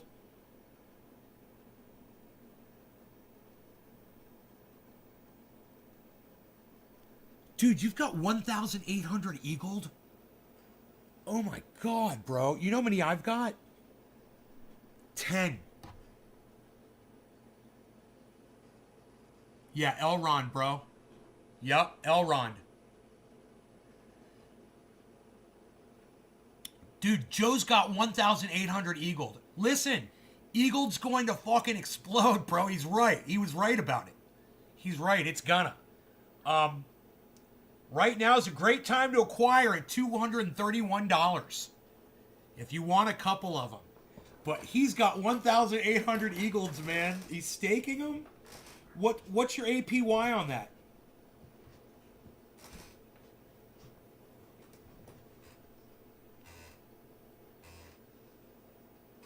That's on the MyR exchange. You had Eagled when it was $9. Oh my god, dude! What the fuck, bro? I know. Okay, but how many did you have? Did you buy all 1,800 at $9? Did you acquire them all? What's your average buy-in on them? God damn, bro. Dude, look, Tim, that's what I'm talking about, this guy, bro. That's what I'm talking about. Fucking $9 Eagle, bro. He's a visionary, man. The H is for half empty. He plays it safe, bro. You're gonna love him. You know? He's like, yeah, Bitcoin's going down to fucking 30, bro. I'm like, the H is for half empty.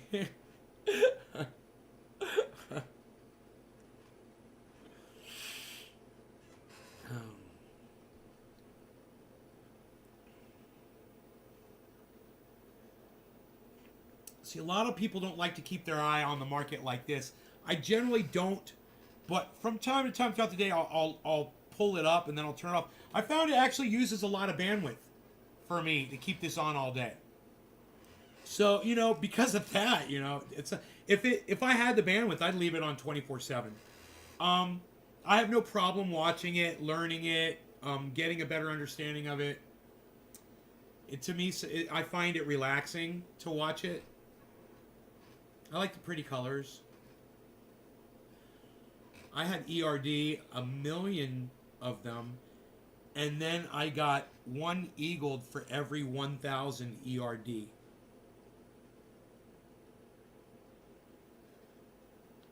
Let's hope for 30. Oh no, Tim, don't hope for 30 Bitcoin. No, don't do this to me. Not yet, at least. I mean, wait for me to get paid a couple times.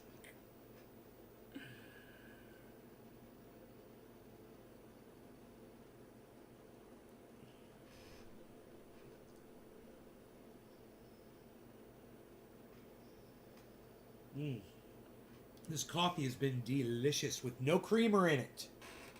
No creamer, guys. I didn't put creamer because it was, I let it sit for, I forgot I had made it, and it was losing its heat somewhat. So to enjoy it, I didn't put creamer in it. Just enjoyed it nice and hot.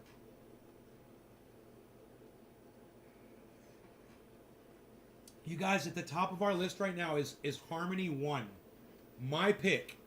You guys, my pick. Now, look, I got everything up there. But my pick, Harmony 1, there it is. Number 1 on the list, 23 cents. And the 24-hour low is only 20 cents. It's at 5%. Looks like it's dropping. 5.2. 5.16. 5.18. 5.25. 5.21. So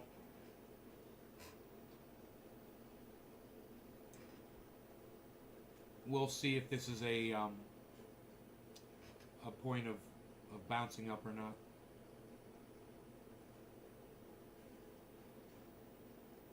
I'm going to look over there at Sandbox and hope we see an explosion on Sandbox. It looks like Matic is showing a green candle. Harmony got massively hacked years ago. God, bless America. The Harmony Exchange.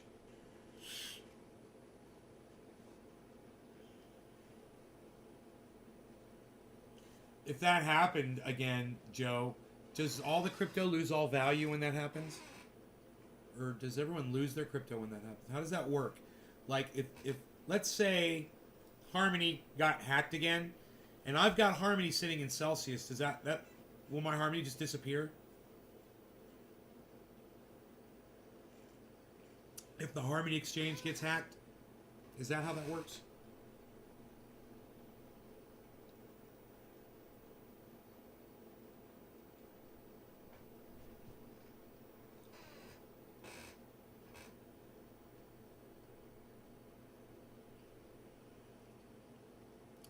Joe H, remember Tim's channel. It's Tim and Nancy Danter. And Crypto Night in Canada. I think it's Friday nights. I think. Hey, Tim, feel free to drop links, bro. All of you that do podcasting or anything. If you got a channel or whatever, you want to get some people there, feel free to promote it here.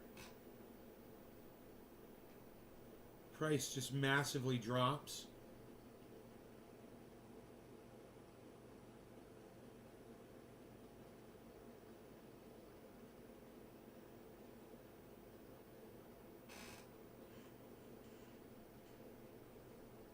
So you'll still hold the crypto, but even if so could that trigger a buy-in, Joe? Hey, Tim, Joe H just subscribed to you guys, brother. You're gonna love them, Joe.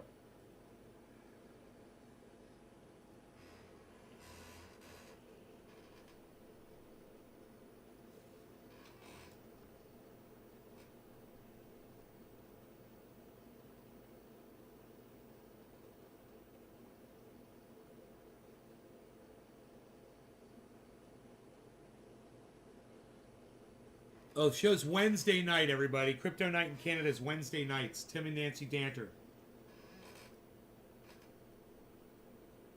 Danter. Tim and Nancy Danter. Crypto Night in Canada is Wednesday nights.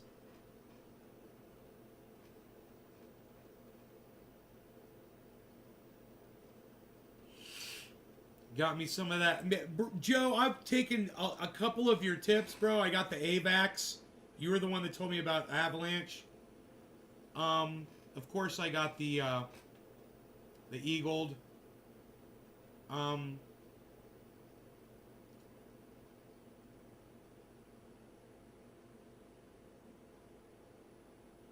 were the one that told me about...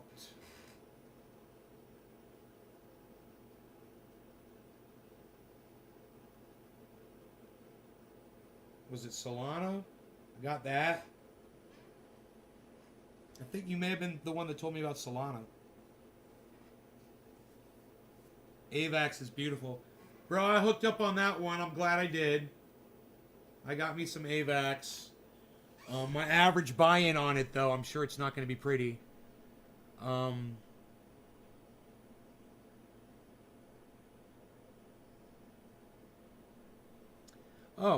hey, man, not bad. Fucking A, bro. 58.72 is my buy-in on it. You know, but I only got a little bit.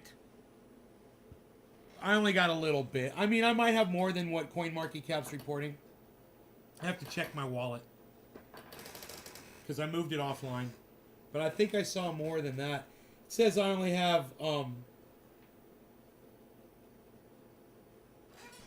says I only have like $650 worth of it. 6 AVAX. It says I hold 6 AVAX. But I think I might have more. Possibly.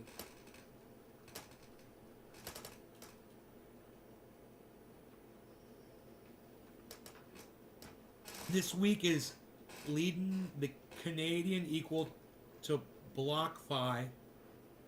This week they talk about the release of their mortgage product. Yeah, you were talking about that, bro. You were talking about that. Yeah, that's cool. I'm talking about that shit too.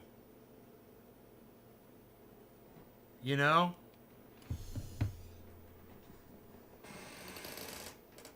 Let me ask you guys a question. Joe, Tim, if you guys had like just cash, you know, just not in the bank.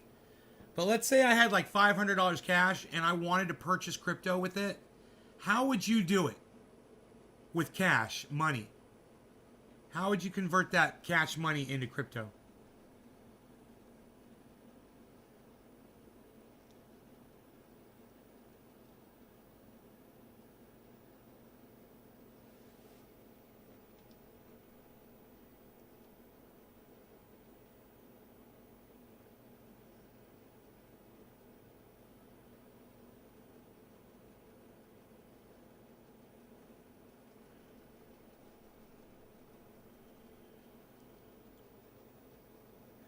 Tim, I mean, it is paper money. It is not in a bank account. Let's say, Tim, you can't put it in a bank account because the banks won't let you put the cash in a bank account. Let's say this. Because it was obtained from, let's say, a cannabis dispensary. You know? Where, you know, federal government allows them to pull money in all day, but the banks won't let them store their money in. So how are they supposed to put their cash money into crypto? Simple math. $500, 50% goes to Ethereum, 50% goes to the top 10 alts. Yeah, I like that. I like that diversification.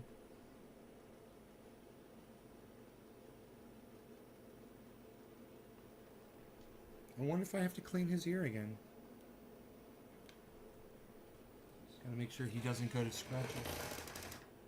Or I just put your little balloon on and let you go outside. I would purchase a prepaid Visa. I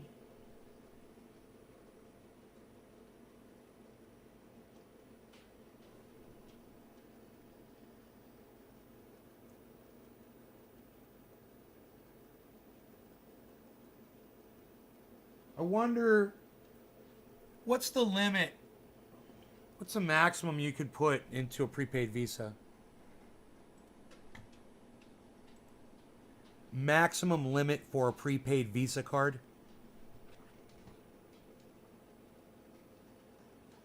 $15,000.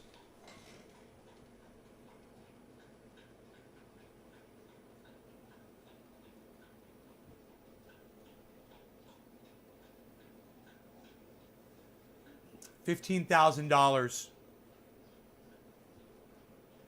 $15,000. $15,000.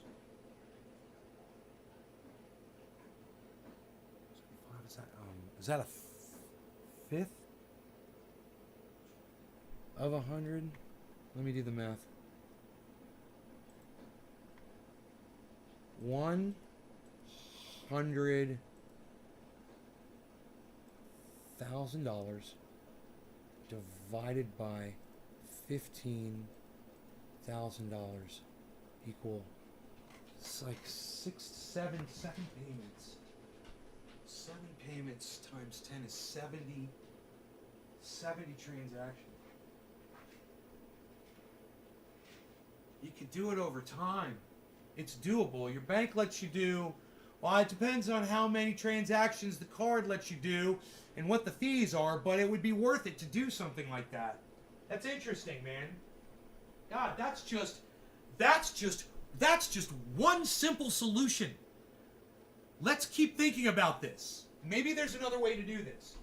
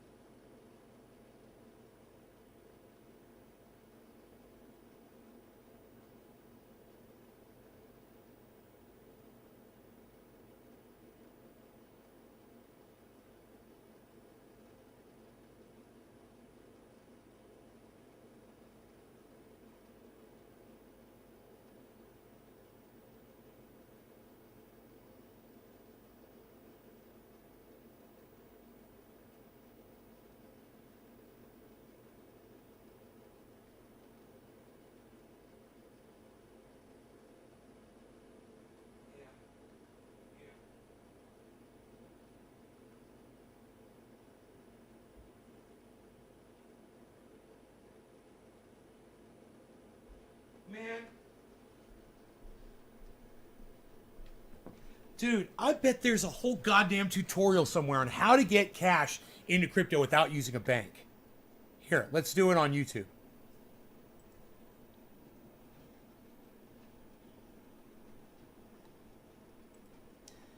Cash into crypto without using a bank. It just says bank.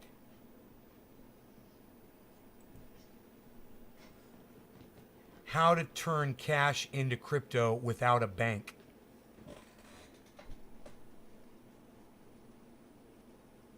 Buying Bitcoin without a bank account. How Bitcoin could save the world's unbanked population. Don't use a bank. This is a much better option. 2 easy ways to get free crypto fast. Okay. Started cryptocurrency without anyone. Okay. We got 2 options here. Crypto revolution first. All right, let's watch this one.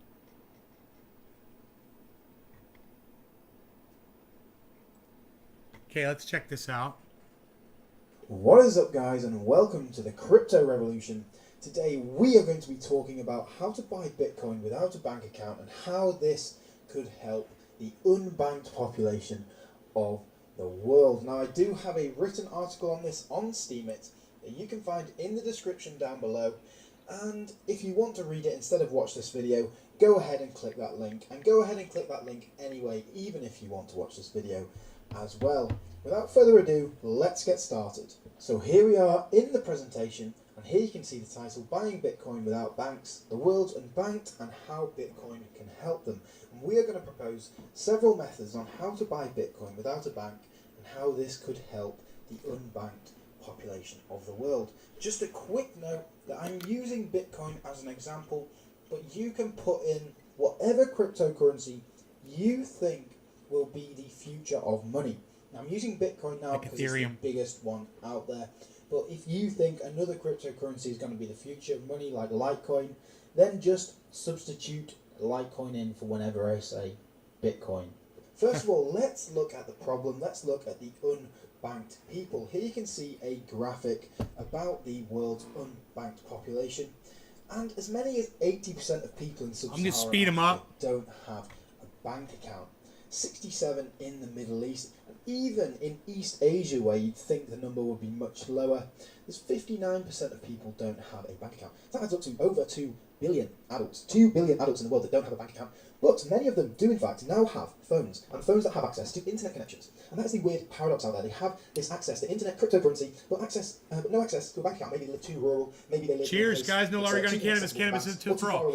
Or they just don't have the right amount of money. Here you can see a phone market in Nigeria, in a place where many people don't have bank accounts, but many people do have phones. So what is the problem? So most people in places that are unbanked use a physical cash method. So they get paid in physical cash. It's completely inefficient for any employer who has to pay in physical cash because they have to carry around huge amounts of cash, or at least get out huge amounts of cash. And of course, that is unsafe. Not just for the employer, easily robbed, well not easily robbed, but a big amount of cash can be robbed, and cash can be robbed from the people who are carrying it around, from the employees. So it's a very unsafe method of doing things. It's also hugely impractical because the employer has to go and get out a huge amount of money before paying all the employees, and people have to carry around the right amount of cash. They don't need to carry around plastic, they don't have plastic, they don't have credit cards, debit cards to pay with, so they've got to carry around cash everywhere they go. And of course that is both impractical and unsafe.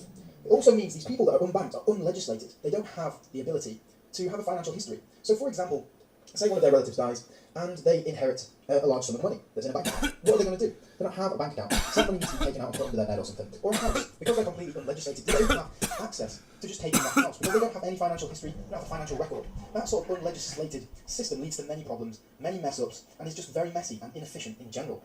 And of course, for governments, for the selfish reason for governments, it's very hard to tax, and is a hotbed of corruption. There's no transaction history for money that changes hands. Say you bribe a policeman, you bribe a politician. Who's going to be able to say that you did that, or the politician did that, or the policeman, or whoever's being bribed?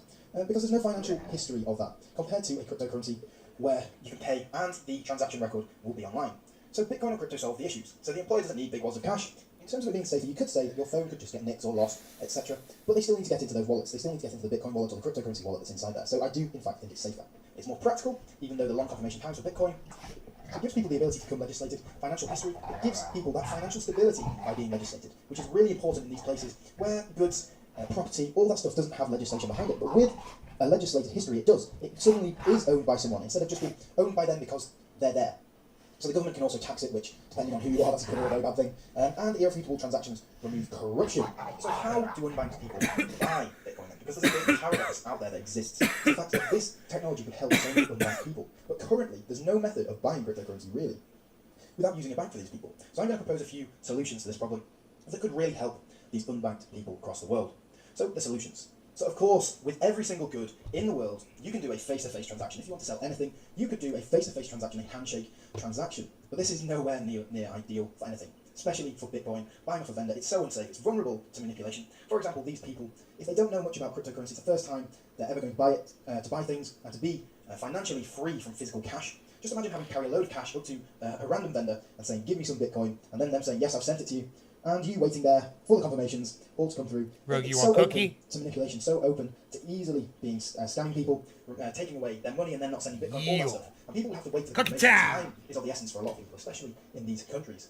So we must propose alternative methods, because this method's just too unsafe, it's dodgy as hell. God, easy get to the manipulate point, people who are unbanked, so we need to come up with some more methods. So one of the methods I've come up with, that in fact I don't think would be a great method, but it would be better than the handshake method, has a government or authority put up government like exchanges, cryptocurrency exchanges, almost like a government bank, but there you go there, take your money, you buy Bitcoin and the government sends it to you. So there's less opportunity to scam because the government hopefully is slightly more reputable than a random guy on the street. But in some of these countries you can't be sure. So the government won't see the benefit to themselves, so why would they do this? That's the big question. They probably would never do this, which is one big issue with this problem, with this solution. And it's almost contrary to blockchain tech, because governments could control how much Bitcoin, how much cryptocurrency is sold in any area to these unbanked people. And then they can control who gets it, etc. Then it opens up doors to corruption once again. So this method is not really great, but it is better. What than did the you say? handshake method. Nothing yet. So we do need to find some better methods. And I propose two solutions here that are quite interesting, but I want to see what your opinion is. So I'm waiting for him to get to the point. So charity involvement. Now charity involvement is a big method. Now this is an exciting new method that could really change people's lives. So foreign aid and charity money often goes to governments. It often goes to these corrupt governments, and much is lost to corruption and inefficiencies in the system. And much of the money isn't spent on these unbanked, really often very poor people or sustenance farming type of people. What? So a direct donation from local charities to people and local authorities could really solve this issue. And I'm talking about direct donation of Bitcoin. So for example, in a local area, say there's... So one more method I think is probably the most likely method to get these micro economies to be started, to get these unbanked people onto the ladder of legislation, is employer integration. So these employers would pay their employees with Bitcoin or volunteer. Dude, this guy's wasting my freaking time. Hold on a second. Psst. Psst. Nobody's even trying to waste my freaking time anymore, pal. What are you even doing? Nobody's even doing it like you anymore, pal. Nobody's even doing it. What the fuck did I click on? Oh, guys, I'm sorry. Let me try this one instead. Oh my god, I'm so sorry. I wasted our time with that dude. That dude was a complete rabbit hole, man.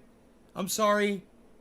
It's fucking rabbit So my hole goal in me, this man. video is to convince you in the next 5 minutes why the bank is a terrible place for your money, and I'm also going to provide you guys with a much better option than just putting your money into the bank and letting it sit there.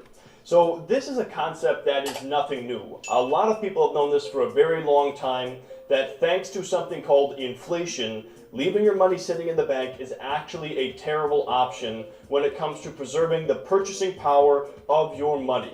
And mainly what I want to do here is explain this concept in case this is something you've never learned before. So if you are learning it from Betterment account. Number 2, that is when you can enable cash analysis. And what that does is Betterment is going to link up to your checking account and your savings account to start to get an idea of your spending habits and how much money you're spending a month. What are your regular recurring monthly expenses? And once they understand these figures, they're able to understand how much money you should realistically have in your checking. Wow, dude. It's like they all say they promise you one thing and then they give you something else. Ah. Not cool, bro. Nobody tells you how to do it. Come on, why do you make that your fucking title, man? Better option than using a bank. Oh, come on, dude. You got to use a bank. Just use your checking and savings account. God, you're an asshole. I want to shake you right now. I literally just want to pick you up and shake you. Like a tambourine.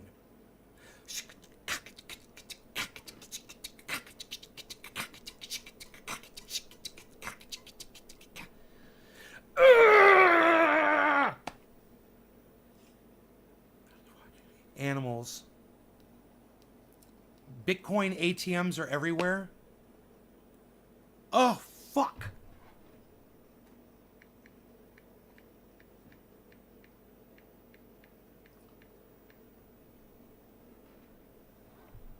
Bitcoin ATM, you just put cash right into it. Joe, you can put cash into a Bitcoin ATM.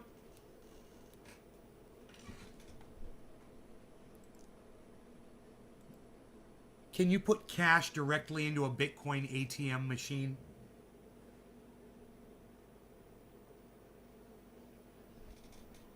Purchase Bitcoin instantly from CoinMe at Coinstar kiosk from your local grocery store. CoinMe is the #1 trusted Bitcoin cash exchange.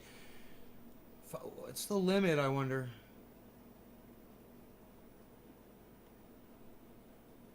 $5,000 daily.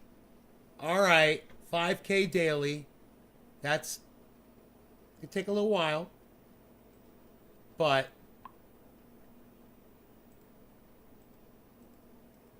okay. 5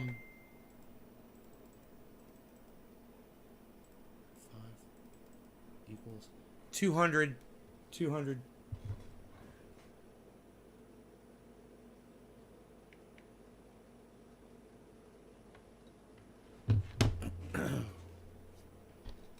Coinme.com.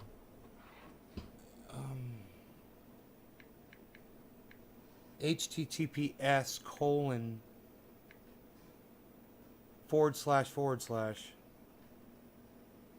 www. Oops. Dot. CoinMe. CoinMe. .com / it says / buy / Bitcoin. Bitcoin. Buy Bitcoin. That's kind of exciting, isn't it? There's Two ways. Now, if you're getting a Visa card, a prepaid Visa card, where do you get a prepaid Visa card from?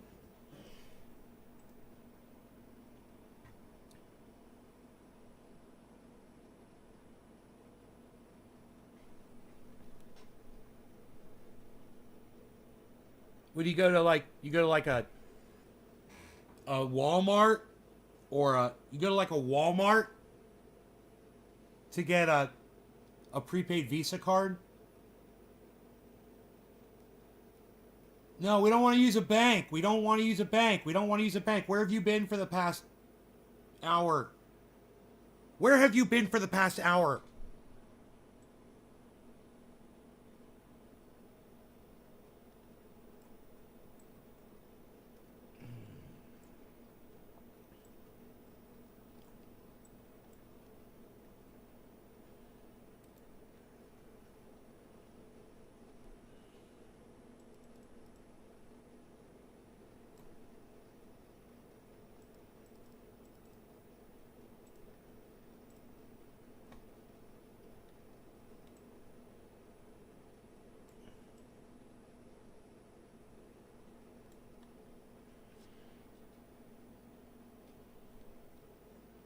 Walmart right cleaning.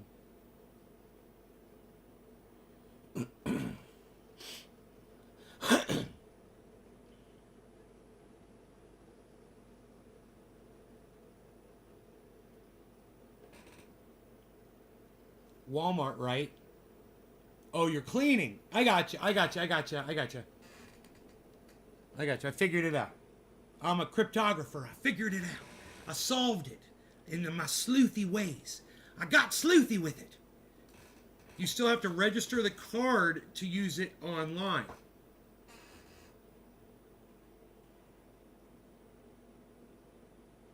So you're better off just going to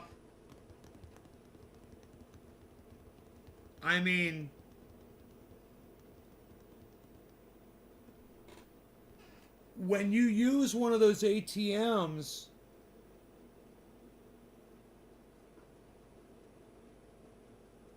you just have to have your wallet address. I don't know how to do it, dude. Gotta go into your wallet, right? So where do you store the wallet, I wonder? For an ATM wallet.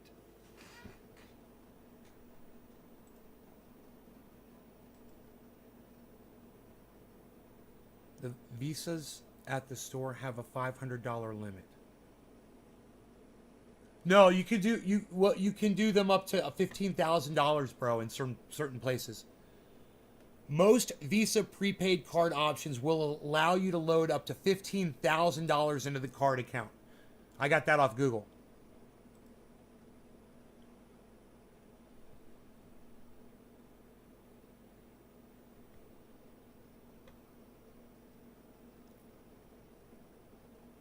But we're looking at alternative methods to just that.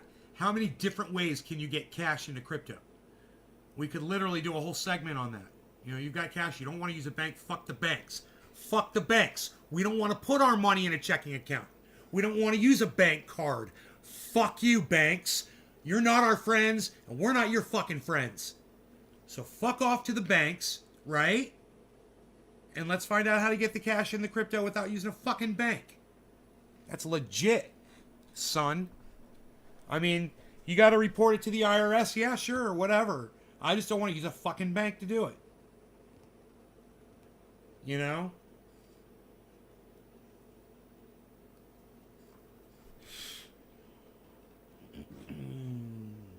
You know, there are cryptos that are tax-free. I saw something yesterday about that. I was like, what the fuck is that? I didn't look into it. I probably should have. Yeah, something was claiming tax-free fucking... I don't remember what it was, dude. APY? Tax-free APY or something? It's like, how do they do that shit? You scan it. You scan your wallet. So you just put it into any legitimate wallet that you've got. So if you've just got a wallet, even your offline wallet, you transfer it to that.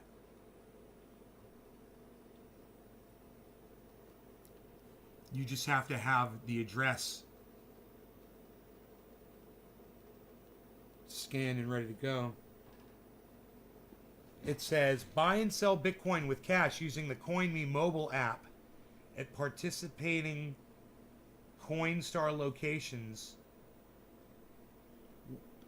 Buy Bitcoin with cash at a participating Coinstar kiosk in 4 easy steps. Create a CoinMe account. I wonder what that involves. Find a Coinstar machine near you. You know, when you create the CoinMe account, does it involve being connected to a bank, I wonder? Governments made crypto to further control us. Imagine having everything electric and they will turn it all off. There goes access to crypto. Just a theory. Yeah, man, I know. It's your crypto loses value if nobody can access it.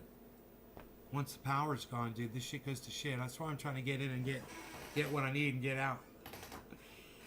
You know? Get out what I want to take out.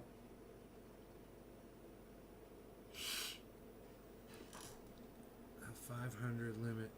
Only the gift cards have a 500 limit. Oh, gift cards, yeah. Goes with the cashless society theory. Right, Joe? So, insert cash into kiosk. Redeem and receive Bitcoin instantly. Okay, find it near you. Find one near you. I'm just gonna check over here. Oh man. Oh. Memories, man. I'll just say this. The ox is pretty gnarly. Well,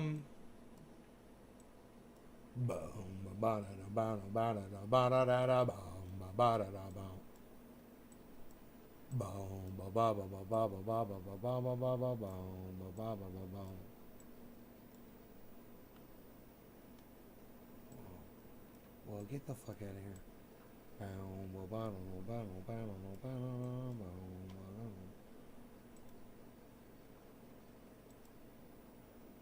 Dude, I found a kiosk to go take cash to put it directly in to a wallet.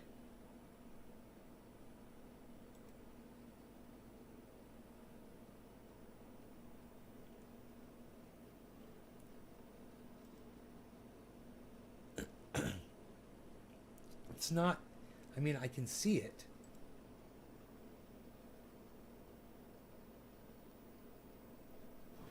Oh shit.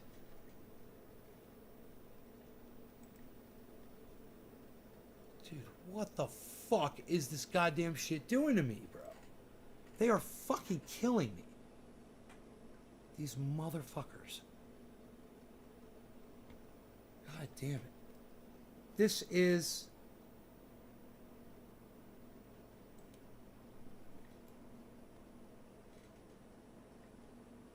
How far away?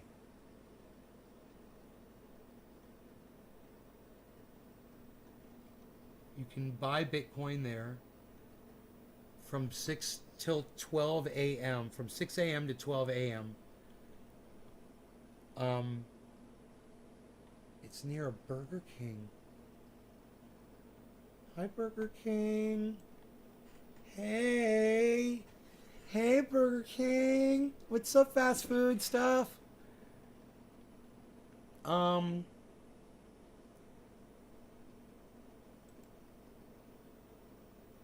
don't know how far. Oh. Oh, okay. So it's... Is it 2 hours away?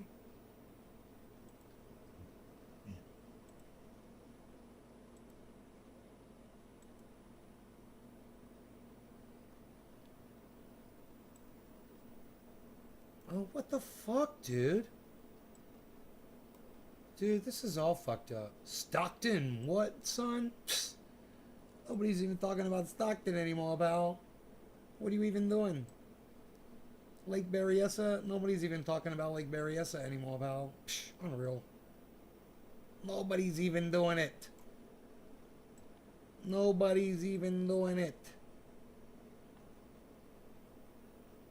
Alright. Come on now. Why is this such a problem? Oh! Oh! No. Don't be like that. Oh, get the fuck out of here. Dude.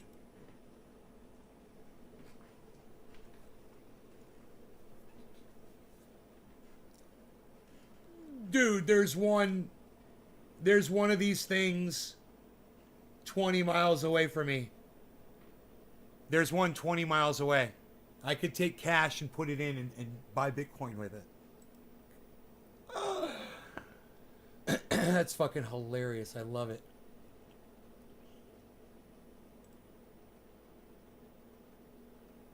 It's pretty goddamn cool. So there's one way to do it right there, a little bit at a time, you know. $5,000 a day, something like that.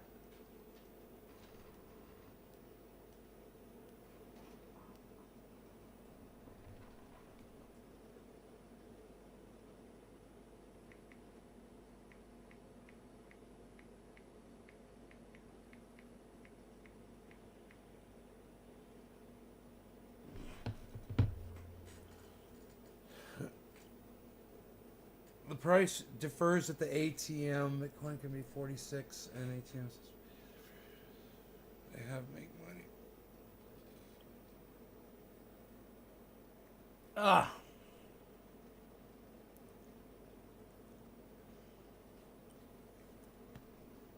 The premium is the $4,000. They have to make money. Oh my God, they offset the price by 4K? Oh shit. Are you kidding me?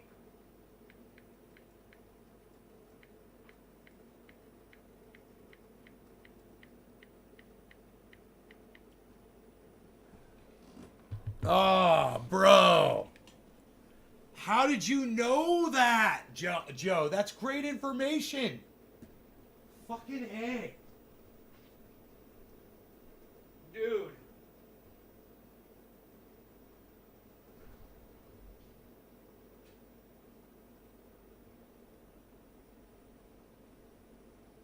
You know, it's like when you got a whole bunch of cash, let's say you're a dispensary, you know, and you sold a whole bunch of cannabis, and you want to turn that into crypto. And the banks literally won't let you put your cash in there because of where your cash comes from. What are you supposed to do, man? You know? How the fuck are you supposed to deal with that shit? 17 ATMs that currently investing? Damn, Joe. Joe's on that shit, man.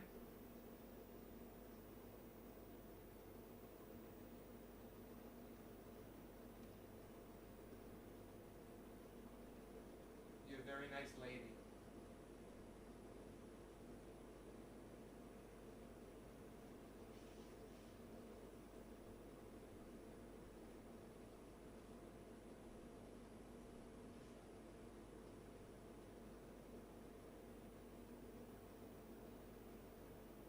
I wonder what Rogi's gonna do, man.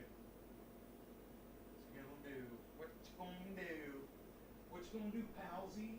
Coming back in? Alright, come on in, Lisa. Fucking hey! How cold is it? I'll tell you how cold it is. It's 40. That is 40 degrees outside. It's fucking freezing because we're literally in a cloud. So we're up at 3,000 feet and the clouds are at 3,000 feet. So that makes it feel really cold. Even though it's 40 degrees, it feels like it's fucking freezing outside. Fucking feels like it's fucking freezing out there. Holy shit. Nice and toasty in here, though, which is nice. You like that? Right, bees? The bees, oh, the bees. The price differs. Okay, cheers, everyone. I have 17. Okay, that you invest in $750 rent a month, $10,000 load up capital. Each machine nets you $400 a month.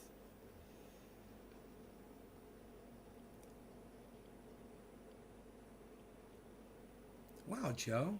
Dude, you got all kinds of investments.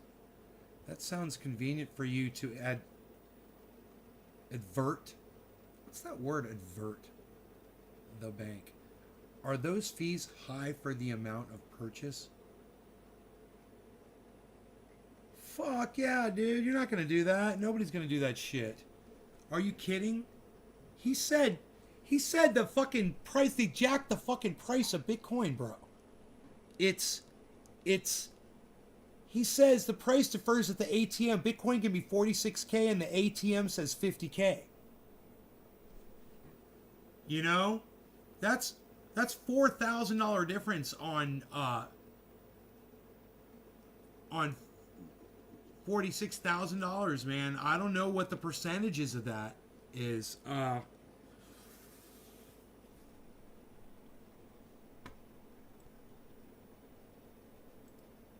Percentage calculator.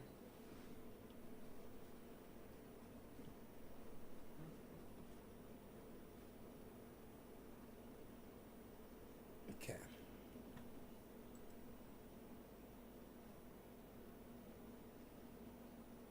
Okay. So we're saying, you're saying it's 46,000. And they'll jack it up to 50,000. Okay. They'll charge you for 46,000. So what percentage is $4,000 of 46,000? What is 4,000 is what percentage of 46,000? 8.69. Yeah, Mason, the 8 to 9% fee, Mason.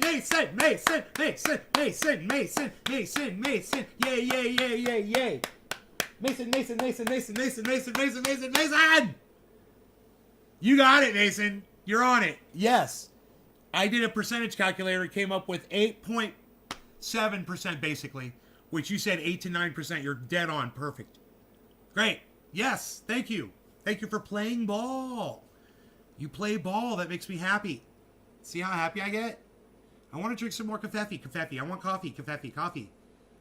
Black coffee. It was good. No sugar. Just black coffee. It's good. Why not? Bad for me? Bad for me. Maybe it's bad for me. It's bad for me. Too much. I wish I could have kept doing that for just 10 more seconds. It's too fucking funny. Hey, bro, you got a CryptoPunk? Yo, Mason, you got a CryptoPunk, bro? Yo, Mason, you got a CryptoPunk, bro? What you got there, bro? You got a CryptoPunk, bro? Yo, Mason, you got a CryptoPunk, bro? What you got, bro? You got a CryptoPunk, bro? Yeah, Mason, you got a CryptoPunk, bro? Yo, Mason, you got a CryptoPunk, bro? What you got there, bro? CryptoPunk, bro? It's a funky punk. It was 0.2 Solana. It's a funky punk. Yeah, yo, Mason, you got yourself a funky punk, bro. You got a funky punk, bro. See that, bro? Got yourself a funky punk, bro. Fuck yeah, 0.2 Solana, bro. Funky punk, bro, for fucking 0.2 Solana, bro. Fuck yeah, bro. I got me a couple of NFTs too. You want to see mine? Since I'm seeing yours, you can see mine. Here we go. Let me show you. I got some NFTs to share.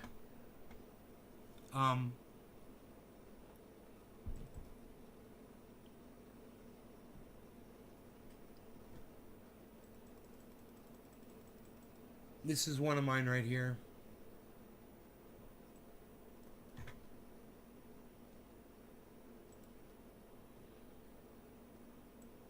Oops. Hey, don't do it.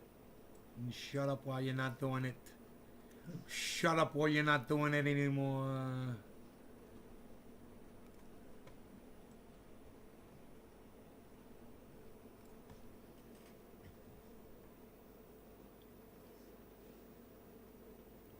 That's a fungal bot.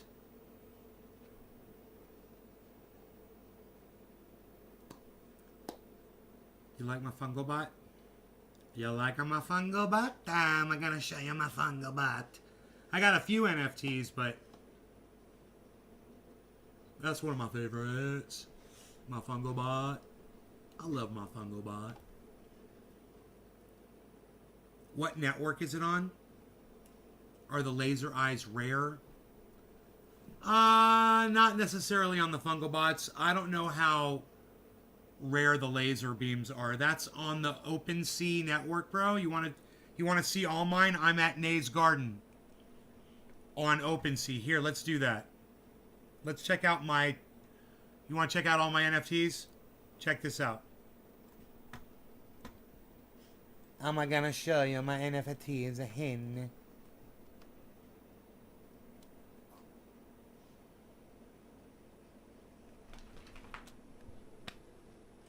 Which ear is bothering you, mister? I'm all out of Q-tips, aren't I? Oh, and you need more water? God, you're drinking a lot of water, man. Holy shit. Hold on, buddy. God damn, dry, man. Here you go, bees. More water. And I'm gonna get you all your food.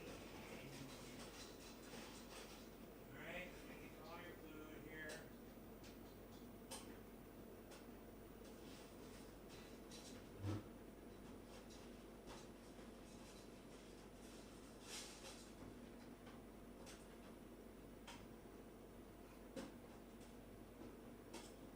Alright, bees.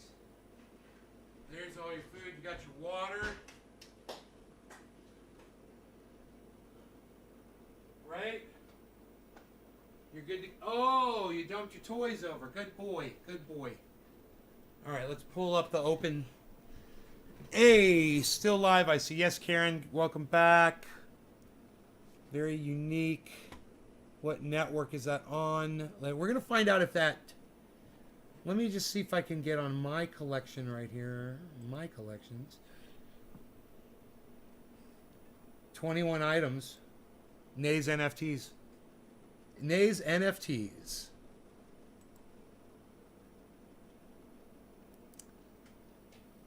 I'm clicking on it and nothing is happening. Oh, there it goes. OpenSea slow sometimes. Jade looks amazing at this price. I have 200 Jade staked. Jade. I don't know Jade, Joe. What's Jade, bro? Jade? Is that that's an actual technology backed?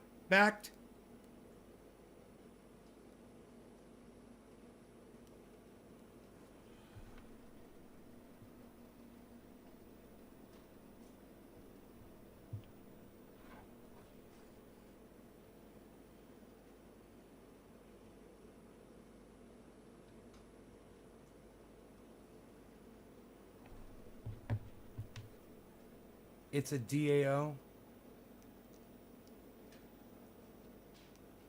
Bro.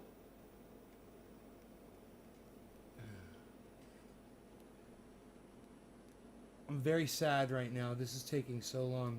It tried to load. And nothing happened. I'll try again. Here, I'll go to favorites. Not all of these are mine, but... Here we go. Check this out. Perfect. That works. Yeah, man. Let's just go like... Now imagine you could own your own jar of triage oil. Can you imagine that? All of these are NFTs that I created that you could own. You could own one of my garbage cleanups in the form of an NFT.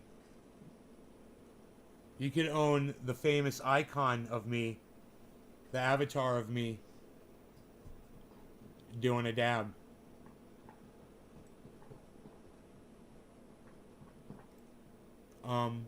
You could own Eddie's tattoo. Or the hashtag 2178.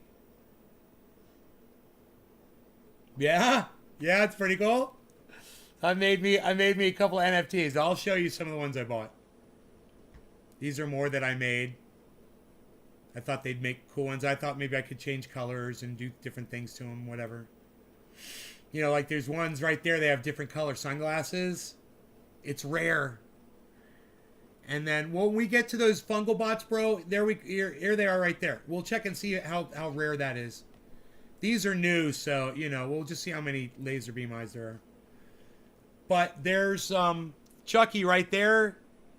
Hey, Token Dave. This is what Pinoy Grower gave me. Token Dave, everybody. Southern Fisherman 843. How much Ethereum did you spend make those gas fees? It wasn't. I waited until the right time of day and the right week, the right day of the week. You gotta wait, and then it varies, and you wait till it gets cheaper and cheaper and cheaper, and you get it cheapest time. One of these may have cost me like $60 in gas fees. The other one was like 30. Had to pay some money for it, but I didn't mind so much, you know, because I really wanted them. I really wanted an NFT.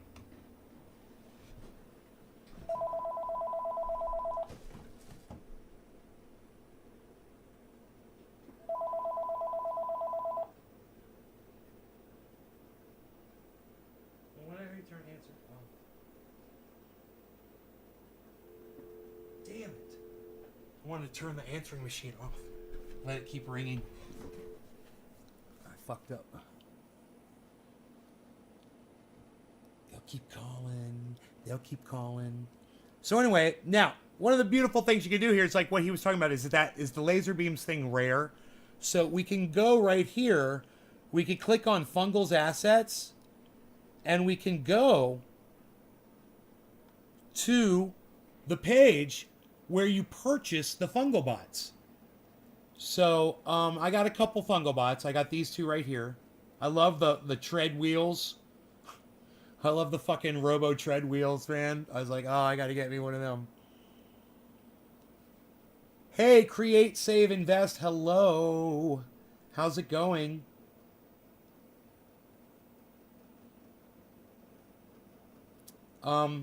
This was that little piggy was another fungal bot that I purchased. I mean, not a fungal bot, but My Little Piggy Club. Little LGBTQ piggy. I'm gonna get me a little LGBTQ piggy. That's, very inexpensive. It was, 0.0048 Ethereum. And the fungal bots were more expensive. 0.04 and 0.03. The prices are right there. You can see what I paid for them. It's very hard to rip someone off on an NFT. You know, they're going to see what you paid for it. And if they want to offer you double, they'll offer you double, you know. Someone's like, oh, you paid 200? All right, I'll give you 500 bucks for it, bro, right now. You know, I got to have it. I got to have it. Okay, cool. Whatever. You just made fucking double. You just did 100% on a goddamn crypto, basically, you know. And you cashed out. Go buy yourself another fungal bot. I missed most of the easy money. I ignored NFTs for so long. No, Mason, NFTs are just getting started, bro. You didn't miss anything, man. NFTs are just getting started. Trust me, bro. There's going to be so much NFT stuff. There will be plenty of opportunities for you in the NFT realm. I promise you, Mason. I promise you. You'll see, man. Do you have any NFTs now? You own some, Mason? I don't know why this isn't loading. Let's click on it again. Sometimes it's fucked up. You know?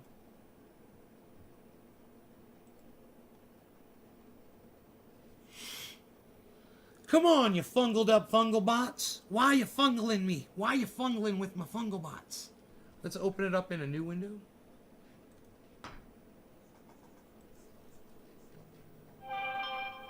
Everything's happening all at once. I'm getting confused. Hey, it worked. It worked. It worked. But now. All right, here's the goddams.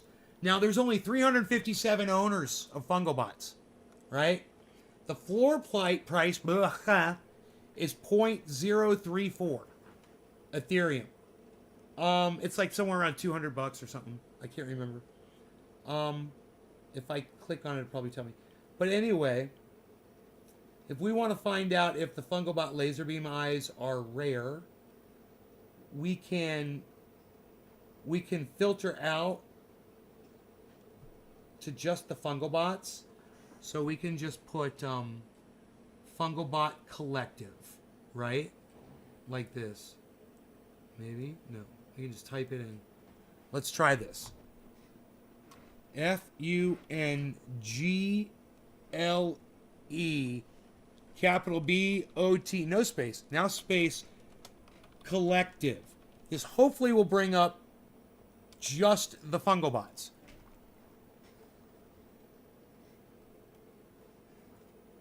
Okay, so we've got fungal bots now.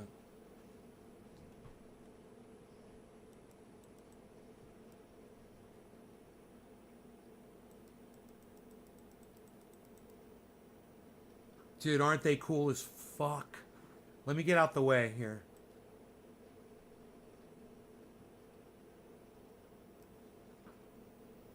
What do you guys think? Digital... Okay, I ignored it. Okay, I have 4 to 5 Decentraland NFTs. I got them a year ago. Didn't think it was going to be a thing. Digital art is just one use for NFTs. Have you heard of Audius Coin? No, Audius. I'm interested. They have an app like Spotify. Their plan is when a user streams a song, it sends the artist, for example, 0.001 cents directly to the artist through blockchain. I love it. I love it. All right, here we go.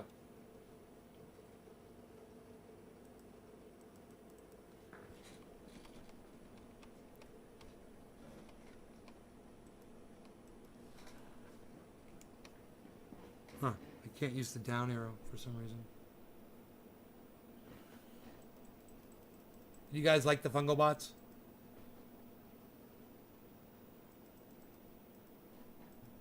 If you see one you really like, let me know.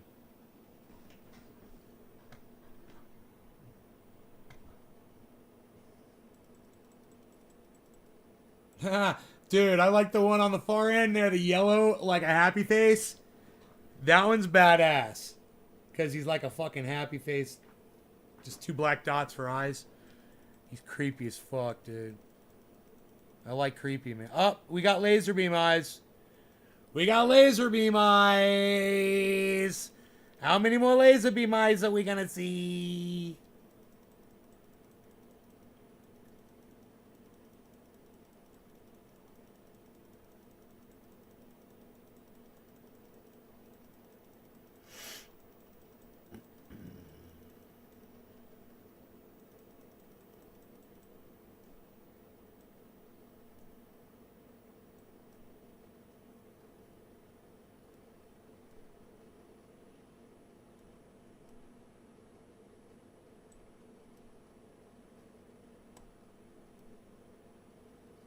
I wonder how many of these there are. I wonder if it says at the top. It says, well, let's see the highest number that we see is, I see 3,100 so far.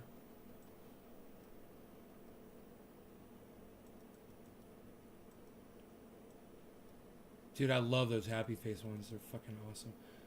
I like the blue dude with the green mohawk too, I must say. And the little flame fucking hover. Digital currency is the future. What the fungal bot?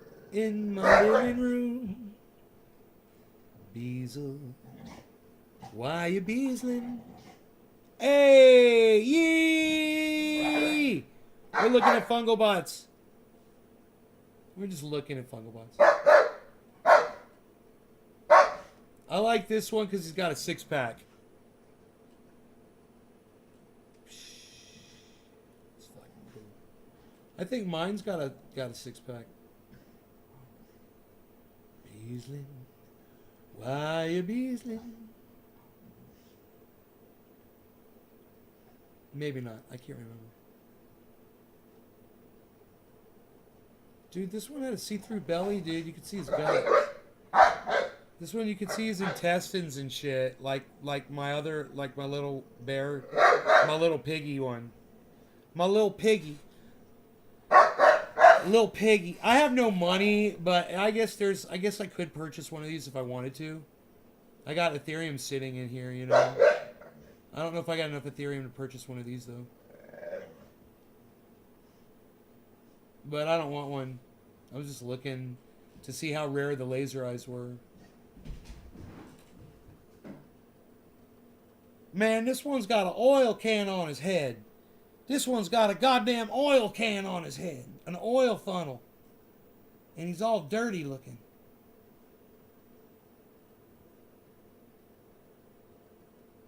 Dude, this one's got a goddamn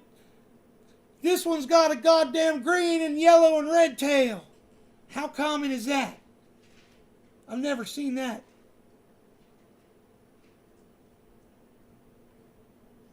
What's the most expensive one, I wonder? I mean, are they all the same price? Or some of them are just going to be stupid price? You know?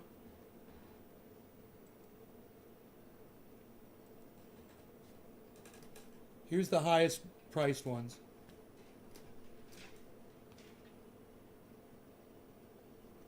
.034. This is .038. This is the most expensive one right here. It's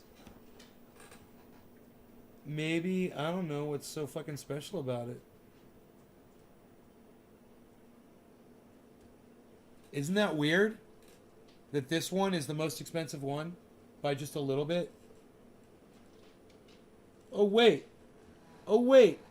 Oh, wait. These are more expensive. This one's more expensive. The see-through guts one. It's got a graph head. Oh my god, wait, man. I'm confused. Okay, they're asking a lot for those, I see. He's asking for 15 Ethereum for that. The guy thinks this one's worth 15. He says this one's worth 5,000 Ethereum. This one's worth almost one Ethereum. This one's worth 0.7 Ethereum. This one's worth 0.5. That one's got the tail on it, man. There's the tail. And it's 0.5, half an Ethereum. How's my collecting? Check description. Check utility and traits. That's where the value is. Utility and traits. I don't know how to do that, bro. I don't know how to do that.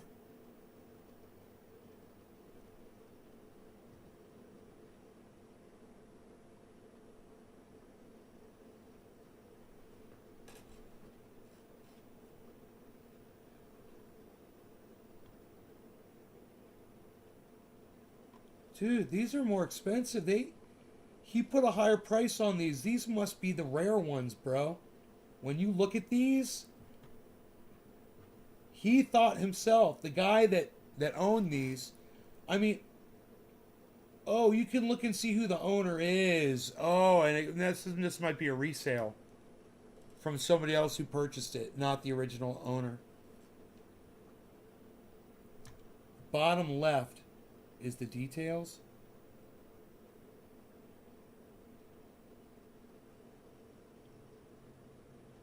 Here comes my delivery from UPS.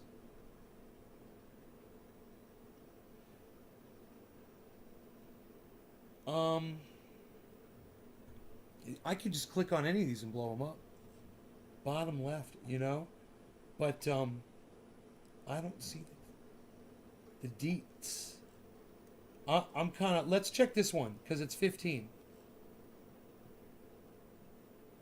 It says 15 ETH, bro. The last time it sold was 0.038 ETH. And the floor price on these is 0.034 ETH. There's only 357 owners out of 21,000 items. There's only 21,000, which that's kind of small. You know? What's he got? He's going to bring it all the way to my door?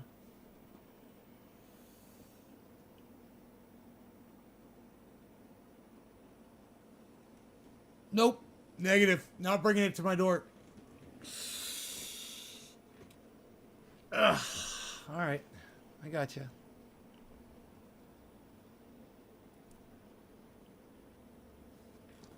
Click the picture. It's bottom left in details. In details. Oh, click the picture. But I tried. It's like it's taking a really long time to load for some reason.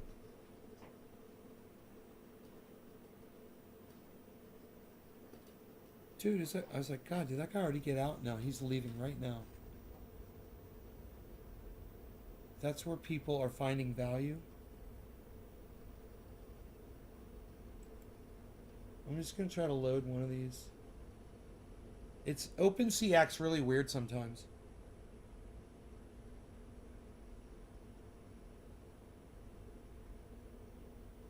It's like you have to try to load shit twice.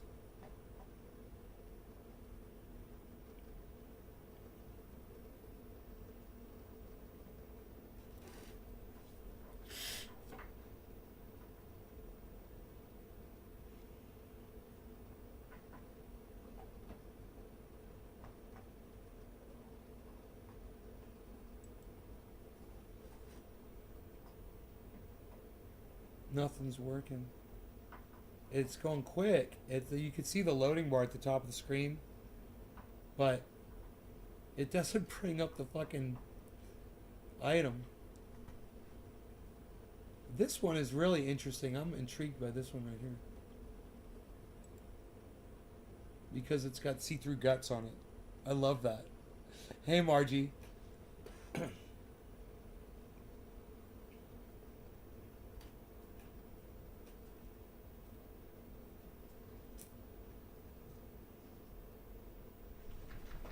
Jesus fucking Christ. Dude, you gotta stop shaking those ears.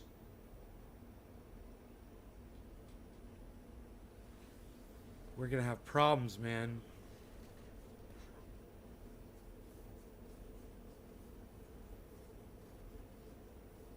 Margie. So this did not work. I'm not able to open any of these.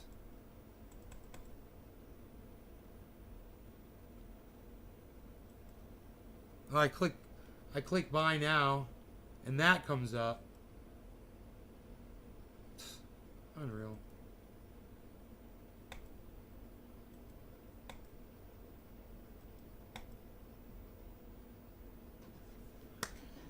It just won't bring up. It just won't bring up the details. So, yeah, I'm not kicked back. I'm leaning over here because I'm reading this monitor over here. But anyway. Yeah. Listen, you guys, I hope you had fun. I'm going to get out of here. I got stuff I got to do. Love you guys. I hope you had fun. I will see you on the next show this afternoon, 420 show. All right. I'll see you around then, around the 420-ish time. Be looking forward to the show then. Love you guys. Hope you had fun. Take care, everybody. Bye now.